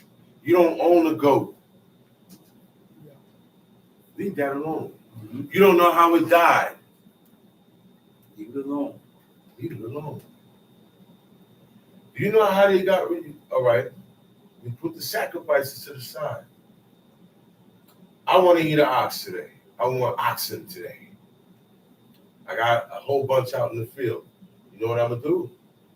Go out there. I'm going to pick one, string him up, cut his throat, let him bleed out. While he's bleeding out, I'm back in the house chilling. That takes hours. You're right. Takes a very long time. You're right. So depending on the size of the animal, it takes a long time. And where that blood going? In the ground. Because I said pour it on the ground. Yeah. That's how you pour the blood on the ground. The animal is the vessel. That's right. You hit the top part open, the blood spills. Now, when it finishes, you got the blood out. Yeah. But you still got the fat in there, right? Right. After you skin that animal and make sure everything's good, you put it on the steak, you got a pit. A pit. Okay? Like what they do, barbecue pit. You make a big barbecue pit. Yeah. Okay? The fire hitting the flesh, you're gonna start hearing psst, psst, psst. You know what that is? That's the fat melting out of the flesh. So you got the blood out now. Because you got the blood in there. The blood gets congealed. Okay? It cooks into the meat. Right. So when people eat flesh, they eat with the blood and the fat. Because it's not prepared that way. They're not killed that way. They're killed, cut up, chopped up, and shipped out. So when you get it, it's fat and blood in it. And you got to do a whole bunch of preparing. And they cook it. Okay? So they take that out and throw it in the pan, season it. Da, da, da, da, da, da, da, da. You go in the restaurant and buy it. Okay? All right? And they got a thing called sear. When you take it, the burger, you press down on the burger. Right. Press down on the burger. And you see the juice. They call it juices, but that's the blood. That's blood. It's not red no more because heat don't got to it. Heat got to it. So it starts looking brownish, a little whitish. That's blood. Yeah. Now, think about it. Mm-hmm. You're eating cooked blood and fat. Right. And that's what you're really tasting, not the meat. Right. That's how the whole world's been eating. Yeah, still eat. That's how the whole world eats. Right. This is what is to be done with the blood, with the fat. Okay? Now, if I'm going to just eat it, right? The blood is already in the ground before I do anything. The blood is the first thing I get out of that animal before I do anything to it. Anything. Am I correct? Yes. The first thing. The blood, I drain that blood out that animal first. Then I put it on the heat. That process, you're getting rid of the blood, you're getting rid of the fat. That's how they was able to eat something the same day. That's right. Let's make this clear. Right. That's how they was able to eat it the same day. Mm-hmm. Today now, you gotta go to the supermarket. It's frozen. Next to the octopus. Yeah. Next to the pork. Because that's, you see, you eating flesh, right? Okay. But when you go in to buy the flesh, there are other unclean animals being served there. Right. That's all that. You understand what I'm saying? Right. So now, you go get this, you go home, you gotta soak that ground beef. You gotta soak that. I watched my father he took ground beef, and he took it and he soaked it. And you know how long it took? It took 7 days.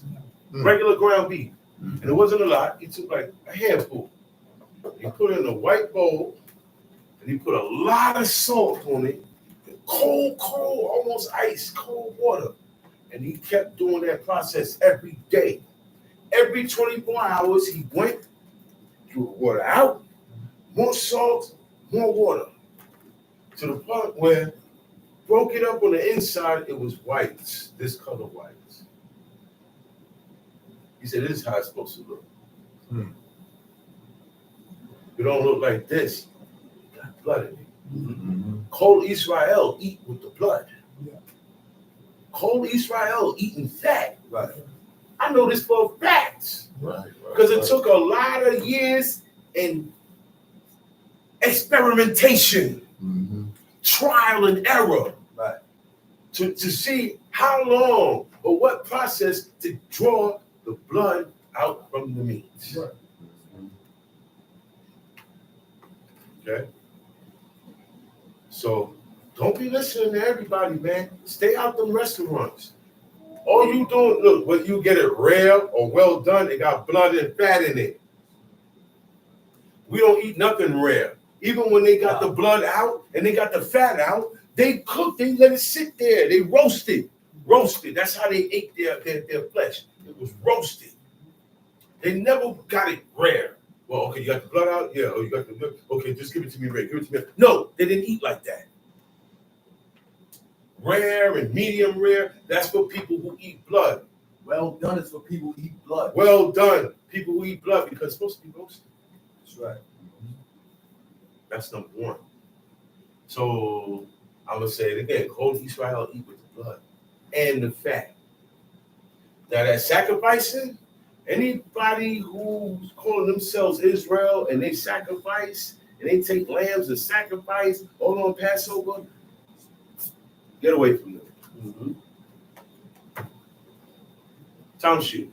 7. And they shall no more offer their sacrifices unto devils, after whom they have gone a whoring. See, if they don't do it in that procedure, they're gonna be sacrificing the devils, because that's how the whole world do it. Right. The whole world, look, the heathen pray to their idols and their gods anywhere, anyhow. Okay, garbage is right there. Okay, They praise their idols anywhere, anyhow. Not so with God. He said they used to sacrifice the devils in the fields. Okay? In the fields. So he's telling them, you got to bring it here. Other than that, you're going to sacrifice the devil. Don't you? There shall be a statute forever unto them throughout their generations. And thou shalt say unto them, whatsoever man there be of the house of Israel or the strangers which sojourn among you, that offereth a burnt offering or sacrifice, and bringeth it not unto the door of the tabernacle of the congregation to offer it unto El Israel, even that man shall be cut off from among his people. And whatsoever man there be of the house of Israel or of the strangers that sojourn among you, that eateth any manner of blood, I will even set my face against that soul that eateth blood, and will cut him off from among his people. For the life of the flesh is in the blood, and I have given it to you. All right, hold on. Were you at 11? Yes. Okay. He said, for the life of the flesh is in the blood. See? God put the life. Your life is coursing through your blood right now. Mm-hmm. That's why when you cut your wrist and slit your throat and you bleed out, you die. Your life is in that blood. He said, I have given it to you upon the altar. I have given you the blood. The blood is there for you to make an atonement for your souls, because the life is in the blood of the flesh. Y'all understand that? Yes. He said, that's why God said, that's why I gave it to you, but not to eat. This is what you use to get rid of your sins, not to eat. Come, sheep. The life of the flesh is in the blood, and I've given it to you upon the altar to make an atonement for your souls. For it is the blood that makes an atonement for That's it. It's the blood of that animal is the most important part. Now, like I said, they make an atonement for it. We don't know what the procedure is. Was it written or was it detailed? Right. That's why nobody should. That's another reason why. Come shoot. Therefore I say unto the children of Israel, no soul of you shall eat blood. See, he said, therefore, meaning because of this is why I tell y'all not to eat blood. Because it is used to atone for your souls. Mm-hmm. And blood is not meant for you to digest. Right. You don't even digest it. No. You think cancer and all that stuff be coming from? Where do you think all those crazy diseases be coming from? Why do you think the life expectancy of man is so crazy and short? Why do you think people get sick quick? Why do you think little kids and babies getting sick, getting the old people diseases? The blood and fat. You're eating the blood that is not meant.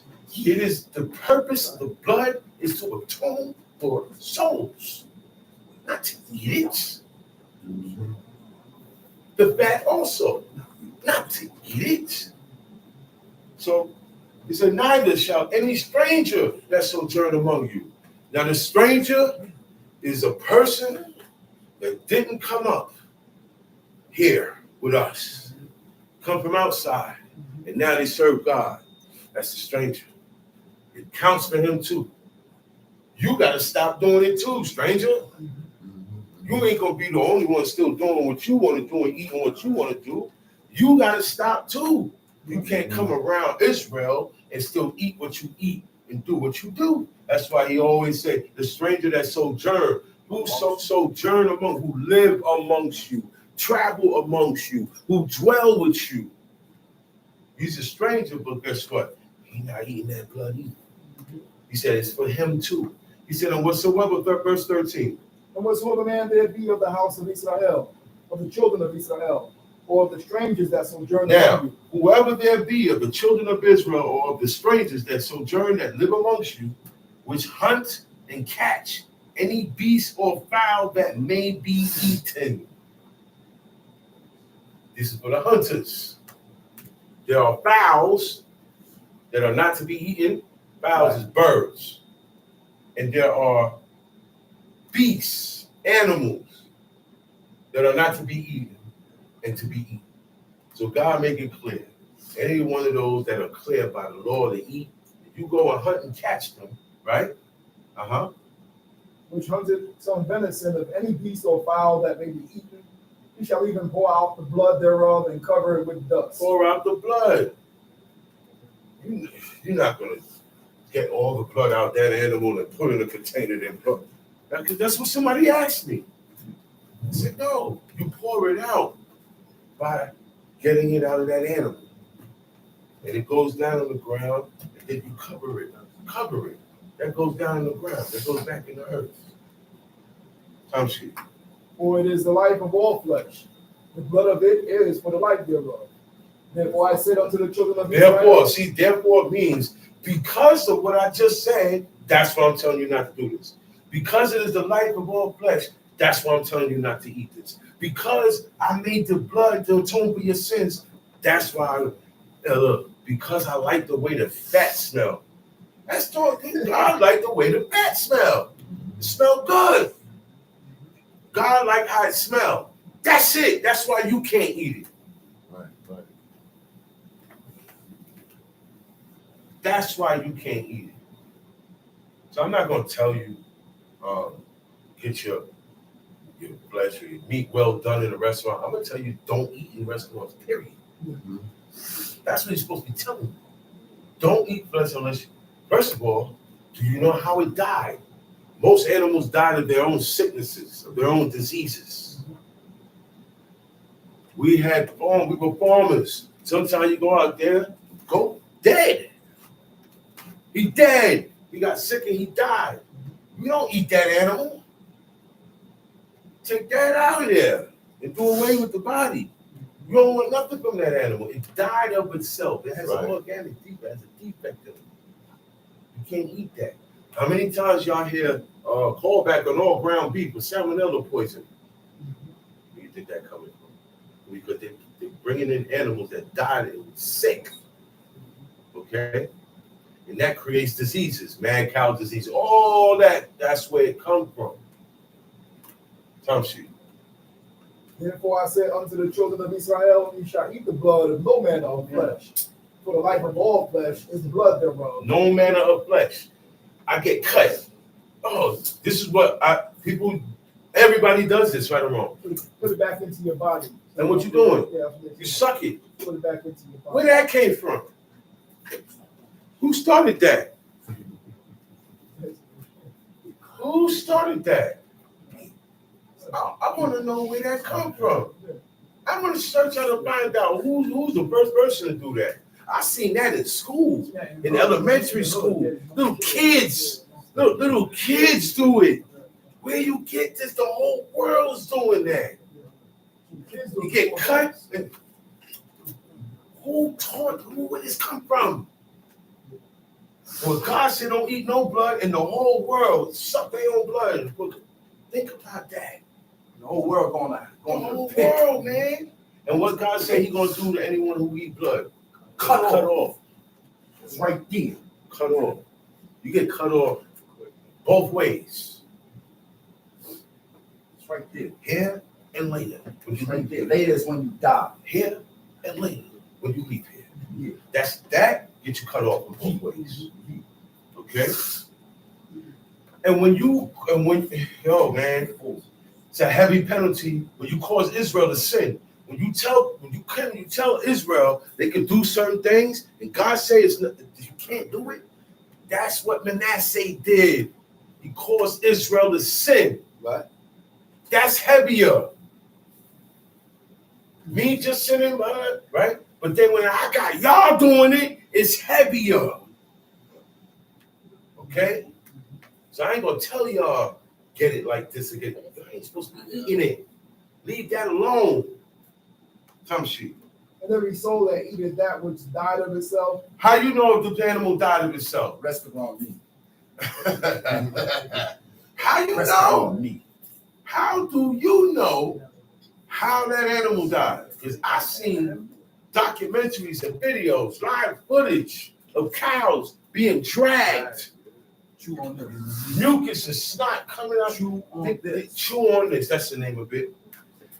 The cow trying to walk, and you hear the bones break. Brittle, dying, disease. Then they chop that thing up, cut off the good part, and sell it. That's right. That's why they have so many recalls. That's why. They put the Bad, there's no such thing as bad part. They put that in there too. Season it up, chemicals. Look. Yeah, you're right. That's Look. Frank's. They ain't wasting nothing. They ain't wasting Frank's for you. When I say bad part, that go to another department to be used for something else. That's Frank's. Some for no. And after they finish the meats, they do the cosmetics, lipsticks. This a lot of that is made with swine Yeah, too. it's a business, big business. Dyes, a lot of things for females made from swine. Watch out for your hairbrushes, toothbrushes. But a lot of time the bristle is made with pig hook because it's a hard bristle. It's hard. It'll stay. All these things you gotta watch out for. My man. 15. Mm-hmm. And then we saw that either that which died of itself or that which was torn with beasts. Roadkill. They call that roadkill. They do a vehicle ran over it and it died, or another animal tore it up and left it there for dead. You know what I'm saying? That means it was torn with beasts. It got torn up. It got messed up. Okay? It didn't get killed to get eaten. All right? And it was left there. The body is decomposing and rotten. You know the Canaanites would still eat that? Yeah. You know that, right? Yeah. If you read Leviticus 18, they ate that. They ate stuff that died of itself. Yeah. They ate roadkill. They ate anything. What? They ate rats. Down south, they eat possum. Possum pie. Catfish. Yeah. Yeah, see that possum that we saw in the alley that night? That big giant. People eat that. They hunt them and eat them down south. Yeah, they do. New Orleans. It's more than just shrimp and lobsters. It's called crayfish, small crawfish, small little lobsters. They back them up in a net and they throw them out on the table and everybody comes. Everybody comes. A big celebration. Yeah. And the whole table is filled with roaches. That's what they are. Right. Cockroaches. And roaches, man. Roaches. Same thing. You got roaches in the air, roaches in the sea. The roaches in the sea got claws because they got to defend themselves down there, and they're at the bottom. They all dwell at the bottom. All the animals that God says unclean in the waters dwell at the bottom. See turtles, octopuses. You know they sell octopus in its ink. Yeah. The ink is for him to defend himself with. Pulpo. That's what they call octopus in Spanish. Pulpo. Or another word they got is cuttlefish. All right. Then you got squid. 3 different sizes of 3 different octopuses. They all shoot out a poisonous ink that helps them get away from the shark. Right. But people eat that. The ink? Yes. Yeah, they do too. Go to the store. Go to the supermarket. Go to where they got sardines and all that stuff. You're going to look, you're going to see how he's going to see it say in its ink, in its own ink. Keep eating out Chinese restaurants. Eat octopus. Talk about the clay. No. Chinese restaurants. Eat octopus ink. First of all, the oil that's in there, everything go in that oil. The pork go in that oil. The bacon go in that oil. Everything go in that oil. They don't change that oil. No. That oil stays there till tomorrow. Oh, yeah. Everything goes. You eating everything. The Chinese people, my father says the worst people to eat from. They eat everything. They like the Canaanites of today. He said they take dogs and they'll fix it up like chicken. Mongo. And they'll wait till you, the black person, come and feed it to you. Oh, yeah. We make them rich. Idiots. Half a chicken and fried rice. Idiots. There you go. Well, Mary, I'm coming to you right now. Yeah. Wendy. Look. To you right now. Everybody know Wendy. Everybody calling her Wendy. I said, man, who the hell is Wendy? I said, she don't even have a number. Her own business number. Everybody know her call her Ibrahim. That's why everybody's sick. why everybody messed up. Fact. That's why everybody going to the pit. That's why. Everybody going to the pit. That's the man. Listen, you're eating from people who don't serve God. Pit, man. They ain't taking no blood out. There's no such thing as unclean in there. They don't know. That's the world. They haven't been shown. That's the world. Dietary. And they wouldn't even care. That's the world. You eat from them. So I can't just get brown rice. And I'm supposed to come up here and tell you it's okay to go over there and go there? Yeah. World. Nah, I ain't doing that. Right. God cursed me. That's I ain't doing that. That's the world, nigga. Time shoot. Not me. He shall go wash his clothes and bathe his flesh in water and be unclean until the evening. Then shall he be clean. See, now this guy, if this happens, and he finds out this happens, oh wow, I'm unclean. And he go wash his clothes and bathe himself in water and be unclean. To be unclean is something spiritual. When you come in contact with certain things that God deems spiritually dirty, you can't see it. I say it like that so you can understand, but you can't see the uncleanness. But he says when you do certain things, or when a woman is on her period, she is unclean. At that moment in time, she is unclean. If you touch these things that are forbidden to eat because this is unclean, the carcass of this animal is unclean, I'm forbidden to touch it. Because now it spreads. It's like a disease in the spirit world that spreads. Okay? And God tells you what causes the uncleanness, how it spread, okay? How you can become, see the man, you, the woman, the us, we can become clean again. This chair cannot become clean again. See how God works? He got a way for us to always be clean. But the things that have been made unclean, they're separated. It stay that way. You can't wash that. When the woman become clean, that chair that she sat on when she was unclean does not become clean. People think that, okay, the chair is good now because no, it stays on that chair. It goes in the closet till next month. It stays on that chair. It says it shall be it shall be for her uncleanness. Meaning it's hers now. You might as well take that chair with you. It's yours now. That's why when we have female visitors during the week, certain chairs we get for them. But we have chairs that are clean, chairs that are unclean. Men chairs, women chairs. So we make sure we get the right chairs to begin with. You know? Because it's a difference that has to be made. That's how God is. Come on, man. I serve God, man. That's how God is. And that's why we're so weird. That's why we have so many rules. So many weird rules. I never heard this before. Because you don't know God. Facts. That's why. You don't know God. You don't know the true and living God. Taxis, cabs, buses, everywhere. That's right. Yeah. That's why my father said, "Fruit." And that's why I live that way. I would take a cab. That's what I'm going places. You always make sure You go to I'm trains. going back home. Look, if you get on the train and get on the bus, stand up. You got the gloves on. Stand up. Okay? You know what I'm saying? He prevented himself from getting up. And what about if he do get unclean while he out there? What are you gonna rush home and Oh, do? he coming home, so he gonna hurry up and bathe his flesh, and wash his clothes before the evening. I'm different, man.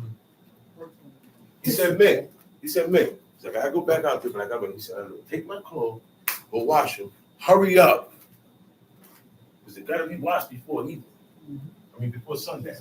Evening is when the sun is still up, but it's low, and your shadow real long. And that little bit of, it's still light outside, but it's dark. That's evening. Evening don't stick around too long. That's the time, shower, boom, boom, boom, boom, now you're ready.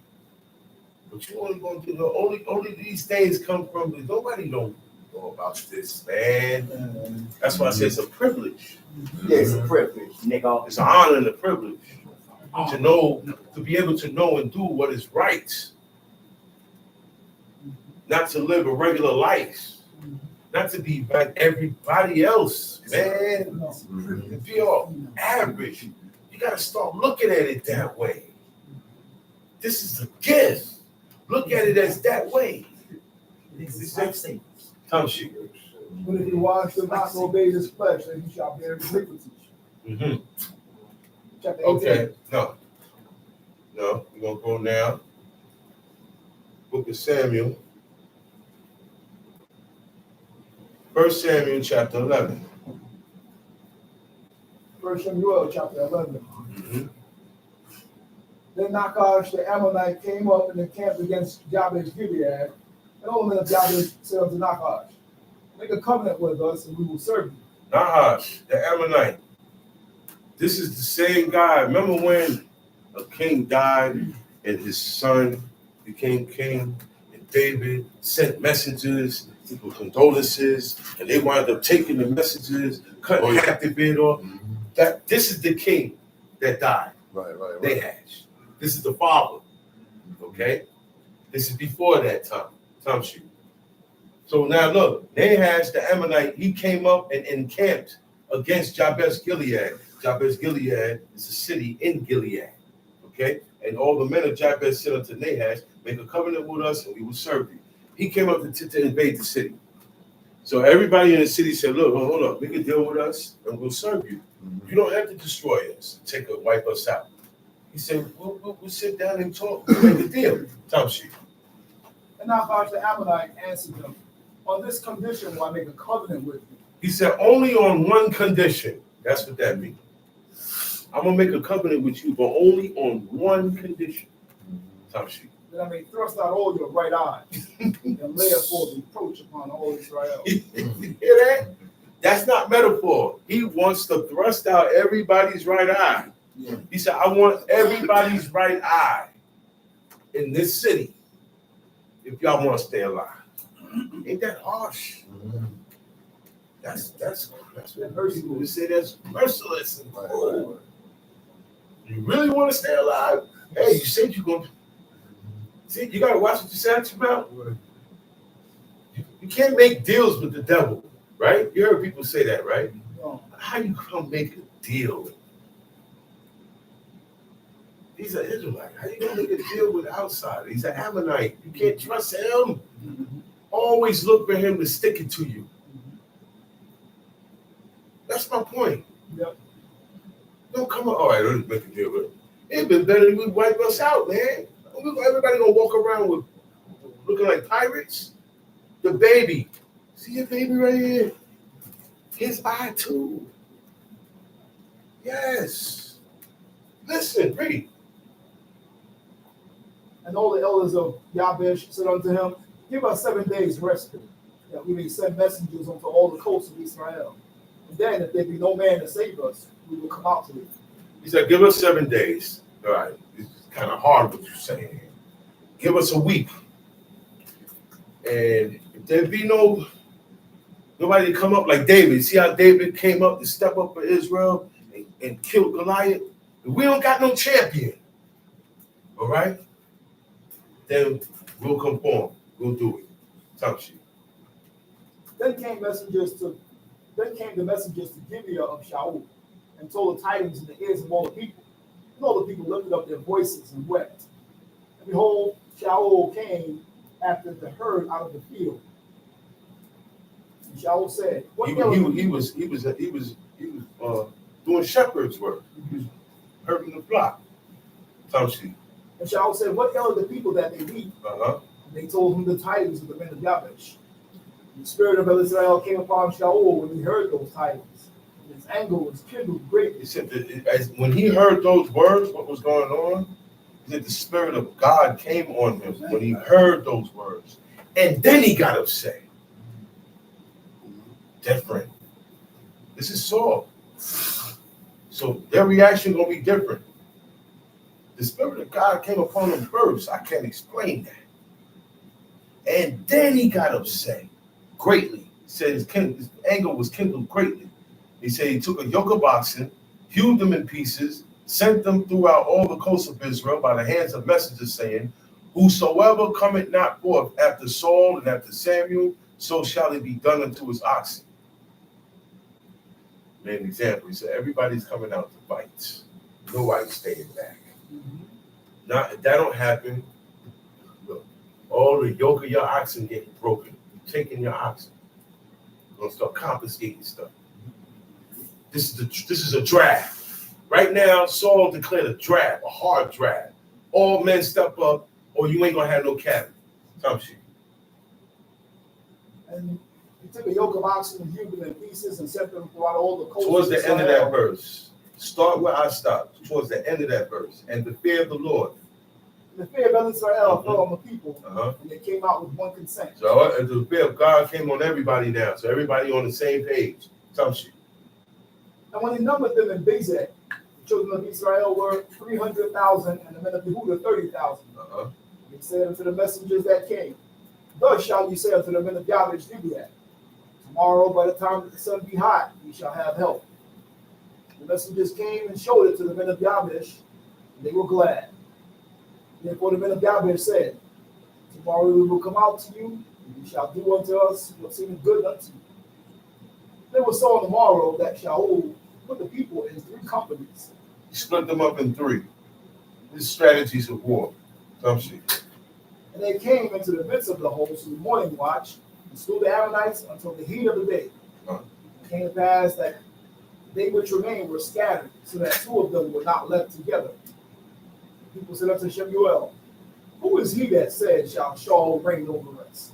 Bring the men that we have put them to death. Now earlier, before this chapter, when Saul was picked by God to be king, the people didn't accept God's choice, right? Right. God chose him. And the people said, oh man, this guy's king, I'm out of here. Everybody to their own tents. And they left him. Just dissed him. Yeah, I'm not recognizing you as my king. I'm out of here. You want to bring them That's how you gifts. say, yo, man, this guy is in charge now. Right. And you said, man, please him? I'm out of here. Yeah. That's what they did to Saul. Right. Okay? Mm. Remember, God chose him. So however you look at him, that's your own person. To the side. Right. Okay? That's right.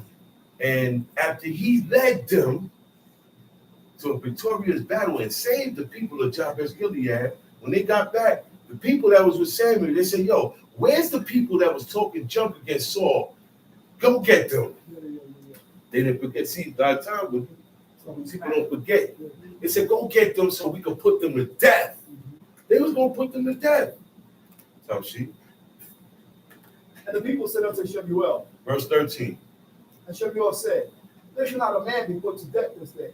For today Israel hath brought salvation with Israel. See how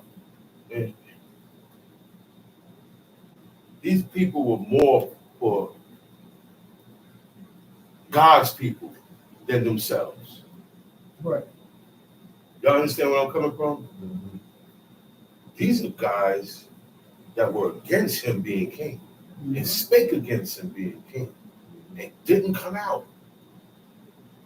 And he said, you know what? Leave him alone. He said, you know what? He said, for today, the Lord hath brought salvation in Israel. He said, today, yeah. He said, no, God made a move today. He said, man, forget them guys. We're not going to pay them no mind. We're not going to give them no, what they say, energy. We don't give that because what God did over here, that's what we're going to look at. God saved us today. So you see how their minds was? He could have easily say, you know what, yeah, get them tools, string them up, because they could come back and kill me later. But the Spirit of God is on him, remember? Yeah. Before he got upset. Think about it. The Spirit of God was on him. So we got to watch ourselves stressing, anger, grief, worry, fear. We gotta watch that. Some shit. Then said Shemuel to the people, come and let us go to Gilgal and renew the kingdom there. And all the people went to Gilgal. There they made Shaul king before Israel See, and Gilgal. look, he had to make a move. Now everybody acknowledging him. You see that? See, because back then too, when your king went out to battle with you, when he's side by side, you a regular soldier, and you got the king right there with you, you're gonna be loyal to that king, man. You're gonna be like, nah, he's a real king, because he come out with us. With us. They had to tell David, you can't come out no more. Yeah. If they ain't telling that, he's still been coming out. Right. They just said, you can't come out no more, man. You all right. You like the franchise player. You the one showing us how to get close to God. We can't let you go out there and nothing happen to you. Because he was getting older. His moves wasn't like it was before. And Nelly got hit. So they said, now you can't come out with us no more. You the light of Israel, man. Right. But that's what he did, man. He went out. Saul, David, these guys, all these guys. When they went to war, Jehoshaphat, Asa, they went out with the people. That's right. It was out there. Some shit. You know, the people went to Gilgal, and there they made Shaul king before El Israel in Gilgal. And then they sacrificed sacrifices of peace offerings before El Israel. And then Shaul and all the men of Israel rejoiced greatly. And Shamuel said unto all Israel, behold, I have hearkened unto your voice, and all that ye have said unto me, and have made a king over you. And now behold, the king walking before you. I am old and gray-headed. That's Samuel talking to them, the prophet. Right. He said, man, I'm old, I'm gray-headed. You know. He said, I hearken to your voice, and all that you said unto me. He said, I don't made a kingdom. He said, you requested a king, you got your king. He said, now behold, the king walking before you. He said, now you got your king, you don't need me no more. I'm old, gray-headed. It's time for me to step down. You got a king there. Time she. And behold, my sons are with you, and I have walked before you from my childhood unto this day. He said, I have walked with you from my childhood, from a child. He was a prophet. First time he prophesied was to Eli. Yeah. From a kid. So he said, I've been doing this all my life. Some shit. Behold, here I am. Witness against me before El Israel and before his anointed. Whose ox have I taken? Or whose ass have I taken? Can anybody bring up? He said, look, man, at this same time, look. He said, witness, behold, here I am, witness against me before the Lord and before his anointed. He clearing his flame up. He said, I don't want to hear nothing about I owe anybody or I did anything to anybody or this. And that's why he said, whose ox have I taken? Whose ass have I taken? And see, you got to talk like this to people who are not correct. Right. Think about it. Because if they were correct, you wouldn't have to talk like this. Right. But you know why you got to talk to people like this? Because these are the type of people, okay, that will say you did something and you didn't do it. So that they could go ahead and do this. You put words in this guy's mouth, so you was able, oh, but he never said that. It's the type of people you're dealing with. You say, yo, hold on, we make sure. Because everybody say cool, but then when I walk out the door, somebody gonna have a complaint. Somebody gonna say I stole something. So guess what? Whose ox have I taken? Whose ass have I taken? Whom did I defraud? Defraud means tricked, defrauded. Right. Deceived. Okay?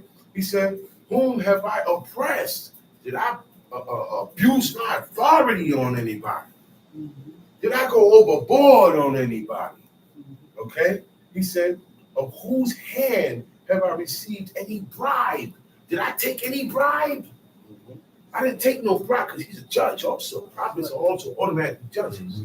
And you know the commandment to the judges is you can't take a gift because a gift is a bribe. Because then it's going to make you change your decision against someone who's guilty. Because you feel obligated to do them a favor, let them slide because they give you a gift. That's a bribe. Today they call it bribe. Hey, look, man, I got 28,000. So what are you trying to say? Just saying. You're looking this way. I just got 28,000. You know what I'm saying? It's right here. I'm not like I don't even see. You know what I'm saying? And the cop take it, the judge take it, or whoever take it. And they look the other way. That's what was going on back then. judges would let guys slide. So God said to prevent that, you as a judge, if you're a judge, I'm come to bring you a gift. You can't take gifts from me. I'm not a judge now. And the guy come and bring me a gift, I can take that gift. But if you're a judge, you can't take that gift because it's considered a bribe. Okay? Time sheet. Or whose hand have I received any bribe to dry my eyes therewith, and I will restore it to And you. now if I did any of these things, I'll pay you back right now. Clear it up. That's how you clear your thing. Clear your name up among the people. He said, if I did any of these things, I'm going to give it back to you. I got the bread. I'm going to give it back to you. Time sheet. And they said, thou hast not defrauded us, nor oppressed us. Neither hast thou taken off any man's hand. So that means that these things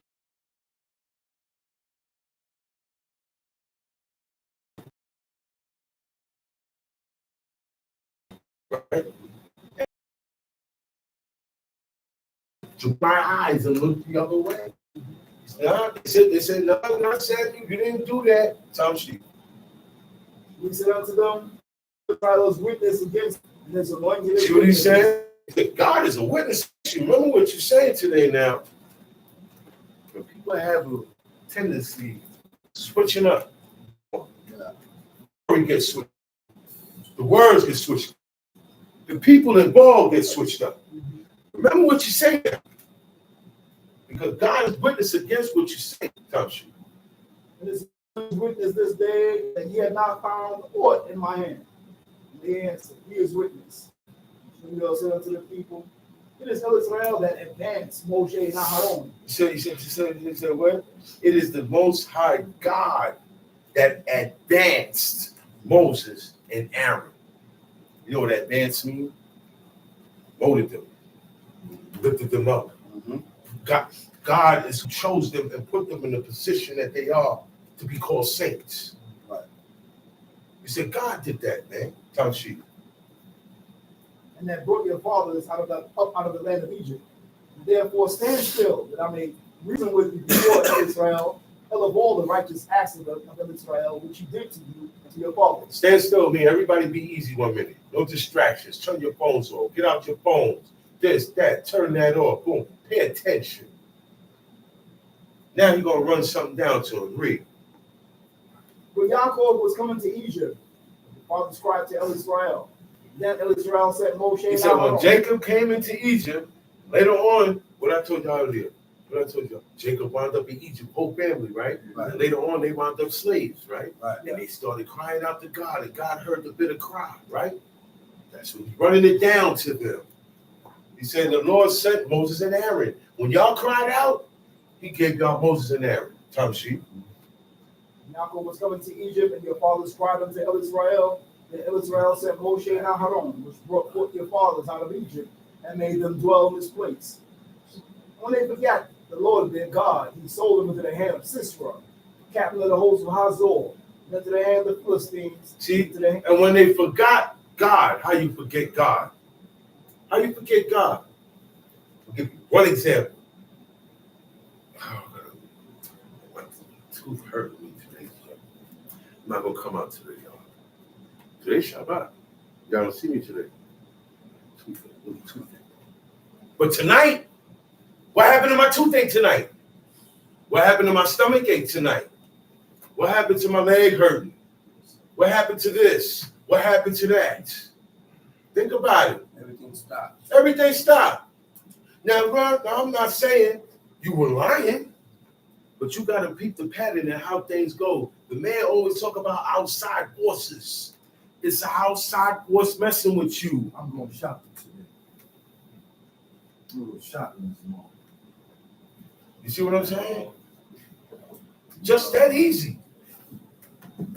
Time sheet. When they forget the Lord their God, he sold them into the hand of Sisera, captain of the So when you forget God, he give you up. You on your own. Duck season. You know what duck season mean, right? You on your own. Bye-bye. What is that? Go on, go. Go about your business. Go long, go. I mean, go long. Yeah. Distance. Get up out of Go here. long, go. I don't even want to see you. Go hear your voice. Go long, go. That's what God do. So you give them up. And when you give you up, you get what everybody else get. And you get worse. Yeah. And you get quicker. Yeah. Because you know better. Because you know better. You get worse, you get quicker. Yeah. He said he gave them up to who? To the Sisera, captain of the host of Hazor. These are Syrians. Syrians. He said, captain of the host of Hazor, and into the hand of the Philistines. Oh, not just Syrians, the Philistines too. The same Philistines that Goliath come out of. Okay? Into the hand of the king of Moab. He says you got 3 different nations hitting them up. Time sheet, verse 10. And they cried unto El Israel and said, we have transgressed because we have forsaken El Israel and have served the deities and the ash. But now deliver us out of the hand of the enemies. Ooh, we have sinned. They're admitting their sin and they're not holding back. They're saying what they did. So we have sinned because we forsake God. How did they forsake God? They served Baalim, idols. Okay? Ashtorim, idols. Male and female idols. He said, but now deliver us out of the hand of our enemies, and we will serve you. He said, look, deliver us out of these guys' hand, because look, the idols that you guys are serving, that's those people's idols. So ironically, you fall into those same people's hands of the God that they worship. Because you're following them. Because their God don't exist. So you're following really them. Time sheet. And the Israel sent Jerubbaal and Bedan and Yiftach and Shemuel. Judges. The hands of their enemies on every side. These are the judges. He said, yo, in the book of Judges, there was always a man that God put the spirit on to rise up and be a champion for Israel at that time and get them out of whatever oppression that they was going through by these other nations. So they call them judges, all right? They judged Israel, meaning they governed Israel by these commandments. He said, and he judged Israel for 40 years and he died. Meaning he ran it like he was the king until he died through these commandments. And that's what he did. He said, man, he said, therefore, behold, he said, 11. Thank you. He said, Jephthah, Bedan, Jerubbaal, Samuel, and delivered you out of the hand of your enemies on every side, and ye dwelt safe. I sent you guys that put in work and made it safe for you when you cried out to me. Time sheet. And when you saw that Nachash, the king of the children of Ammon, came against you, you said unto me, nay, but the king shall reign over us. When El Israel, your El, was your king. Now therefore, behold, the king whom ye have chosen, whom ye have desired. See? Check this out. He said that when you saw, this God speaking to Israel, he said, when you saw Nahash, the king of the children of Ammon, come against you, you said unto me, no, we want a king over us. You see what made them want to have a king? That's what made them want to have a king. Because they're like, oh man, these guys are kings and they pulling up on us. We want a king too. You had a king. Call on God. They want a man. They want a fleshly king. They want something they can see. That's their problem. That's everybody's problem. I need proof. I need to see. I need to see what God looked like. No, don't go like that. They don't go like that. He said, you wanted a king because of these guys round about us. Give us a king like everybody else. He said, look, after that manner, after y'all saw Nahash and how he did, he said, now y'all want a king. So he said, when the Lord was your king. So guess what? I gave you one. That's how he got Saul. He said, now therefore, behold, the king whom ye have chosen and whom ye have desired. And behold, the Lord has set a king over you. Okay, leave that alone. Go to chapter 14. 1 Samuel chapter 14. Now it came to pass upon the day that Jonathan, son of Shaul, said unto the young man that bare his armor, Come, let us go over to the Philistines' garrison that is on the other side. But he told not his father. And Shaul tarried in the uttermost part of Gibeah under a pomegranate tree which is in Migron. And the people that were with him were about 600 men. And Ahiah, son of Achitov, Ichabod's brother, son of Phinehas, son of Eli. Okay, hold on. Go down to verse 31. Go down to verse 31. And they smote the Philistines that day from Michmash to Ayalon. If they don't give, look. Saul, good. Saul is good. His ending is good. Him and his sons is resting with Samuel. Samuel said, you and your son's going to be with me tomorrow at this time. Right? Watch your mouth.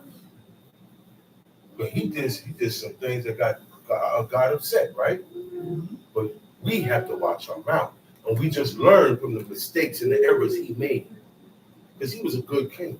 Yeah. He was a good king, man. He's with Samuel. He's with Samuel. And his sons. And his sons. All right? So you got to watch your mouth, man.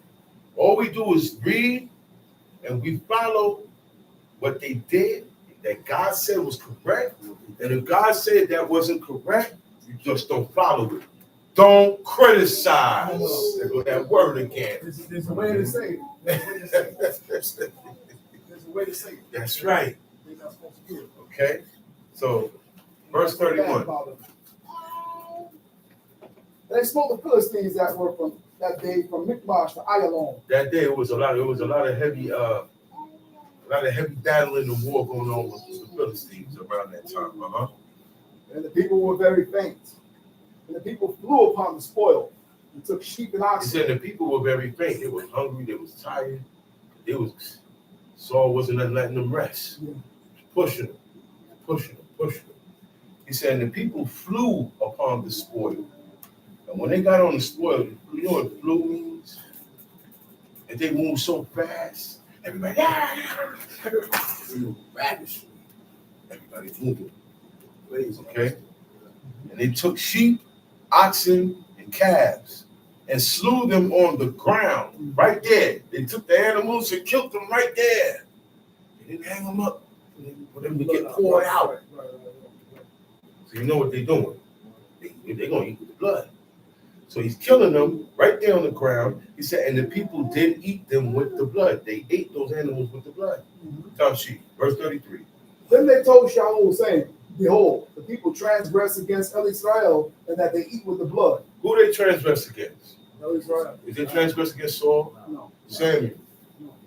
The people, they transgressed against God when he did that. And he went and told, he said, yo, the people are transgressing. Remember, they are the ones going to war. You're supposed to stay away from every wicked thing, right or wrong? Right. They're going with the blood. Top sheet. And he said, Ye have transgressed. Roll a great stone unto me this day. And Shaul said, Disperse yourselves among the people, and say unto them. He said, disperse yourself. He said, spread out. So this is officers, the ones in charge. Spread out amongst the people and what? And say unto them, Bring me hither every man his ox, and every man his sheep, and slay them here, and eat, and transgress not against Israel. The officers that went out, I go up against this group, say, stop. Bring whatever y'all going to eat, bring it to me. And I'm going to make the kill. Because he got a great stone that got a slant on it. All these stones got a little slant on it, so that when you hit the animal, the blood could travel. That's why he said, get a great stone. So now we stopping these guys from eating with the blood. Saul's a real leader. He ain't say lead them. Oh, no. Just make sure it's well done. Did he do that? No. He stopped them. He ain't tell them nothing. He stopped them. Time sheet. And all the people brought every man his ox with them that night, slew them there. Shaul built an altar unto El Israel. The same was the first altar that he built unto El Israel. And Shaul said, let us go down after the Philistines by night, spoil them until the morning light. Let us not leave a man of them. You know what he said, yo, let's go down and attack by night. Very uncommon. Always got heat with the Philistines. Very uncommon. Man, to move at night ain't no joke. You can't see either. Right. And if you make torches, I'm gonna see you sneaking on me at night. They was nice, man. Stealth, guerrilla warfare. So I said, yo, listen, don't sleep tonight. We're gonna get up, we're gonna hit them up tonight, and we're gonna spoil them all night. We're gonna take everything, we're gonna just get everything all night. We're gonna hit them up. Tell she. And they said, He said, and let us not leave a man. No prisoners. This is when they said no prisoners taken. No prisoners. That means everybody died. Tell she. And they said, do whatsoever seemeth good unto you. And the priest, then said the priest, let us draw near hither unto El Israel. Shaul asked counsel of El Israel. Now see, this is the thing too. David, he's not here yet. He didn't become king yet. But I read on about David, and every move that he made before he did, asked God, should he make this move? Before he made any move. And it's the right move to do. It said, what seemeth right in a man's eyes, right? But God determined. God had the last say so in this whole situation. So David knows that. So every time he gonna make a move, just so that he don't mess us, there's not an inkling of a thought of any sin going on. Let me go make sure. All right, I reached my decision. I listened to my advisors. Let me ask God. God said, go ahead. Good. You on the right track? Go. Good. One, he got some. Look, he was so close to God. He asked one question. Wasn't about should he do something or do something. He was like, yo, these people gonna snitch on me? And those were Israelites, his own people. He said, those people gonna give me up, God. God said, yeah. They gonna give you up, man. The soul on his way now. Get up out of there.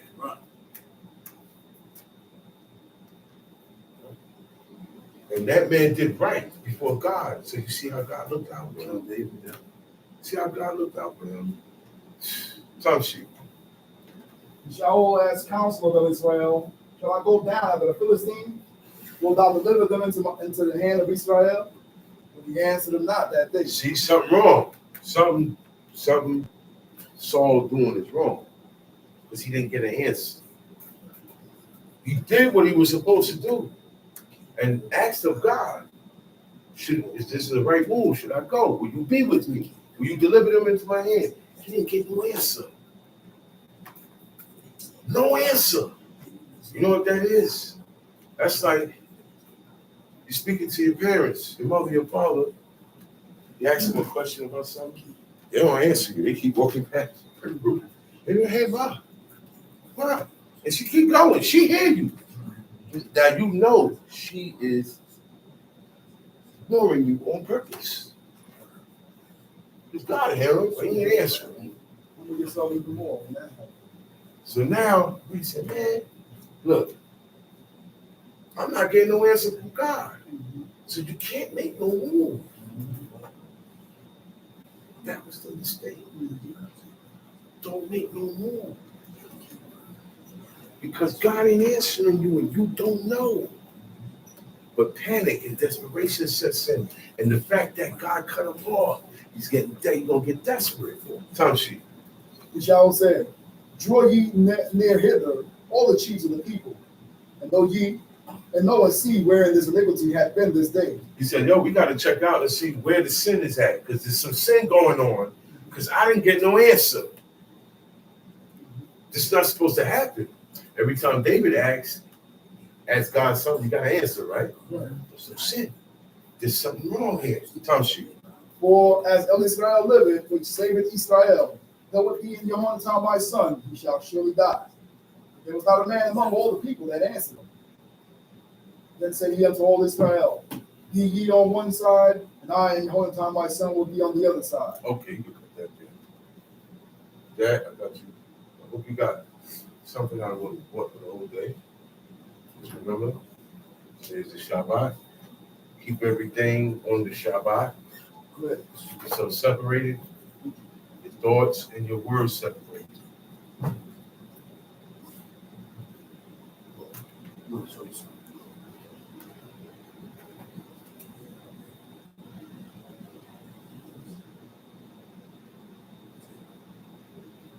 Jiggy with it is idol worship to the goddess Inanna Ishtar. What he's talking about. I've been telling you, before I come down, I'm gonna reiterate again, right? A lot of hit songs. See that song getting jiggy with it, right? That na stuff. That's an ode to an Egyptian god. Yeah, there's a lot of songs that got lyrics in it. You got melody, certain harmonies, certain notes that are called the devil's notes. Yeah, you know when you hear certain songs and you go, "Wow, it sound like death or something." Yeah, that's in worship to demons. They do things like this. Videos, a lot of big hit songs. They always had Egyptology in it. The Ankh. You can't wear the Ankh. The Ankh is the same as the cross. Have you seen Israelites with that Ankh? You can't wear the Ankh. The Ankh looks like a cross with a hole in the top. Right. It's an Egyptian or ancient Egyptian cross. All of this comes from the triad, which is 3 in 1, which is the pyramids. That's the whole purpose of the pyramids. 3 points, 3 sides, 3 gods in 1. See, and they make songs and ode out of these things today. All right? Most of your favorite hit songs is in worship to demons and idol gods. Shalom Aleichem. Shalom Aleichem.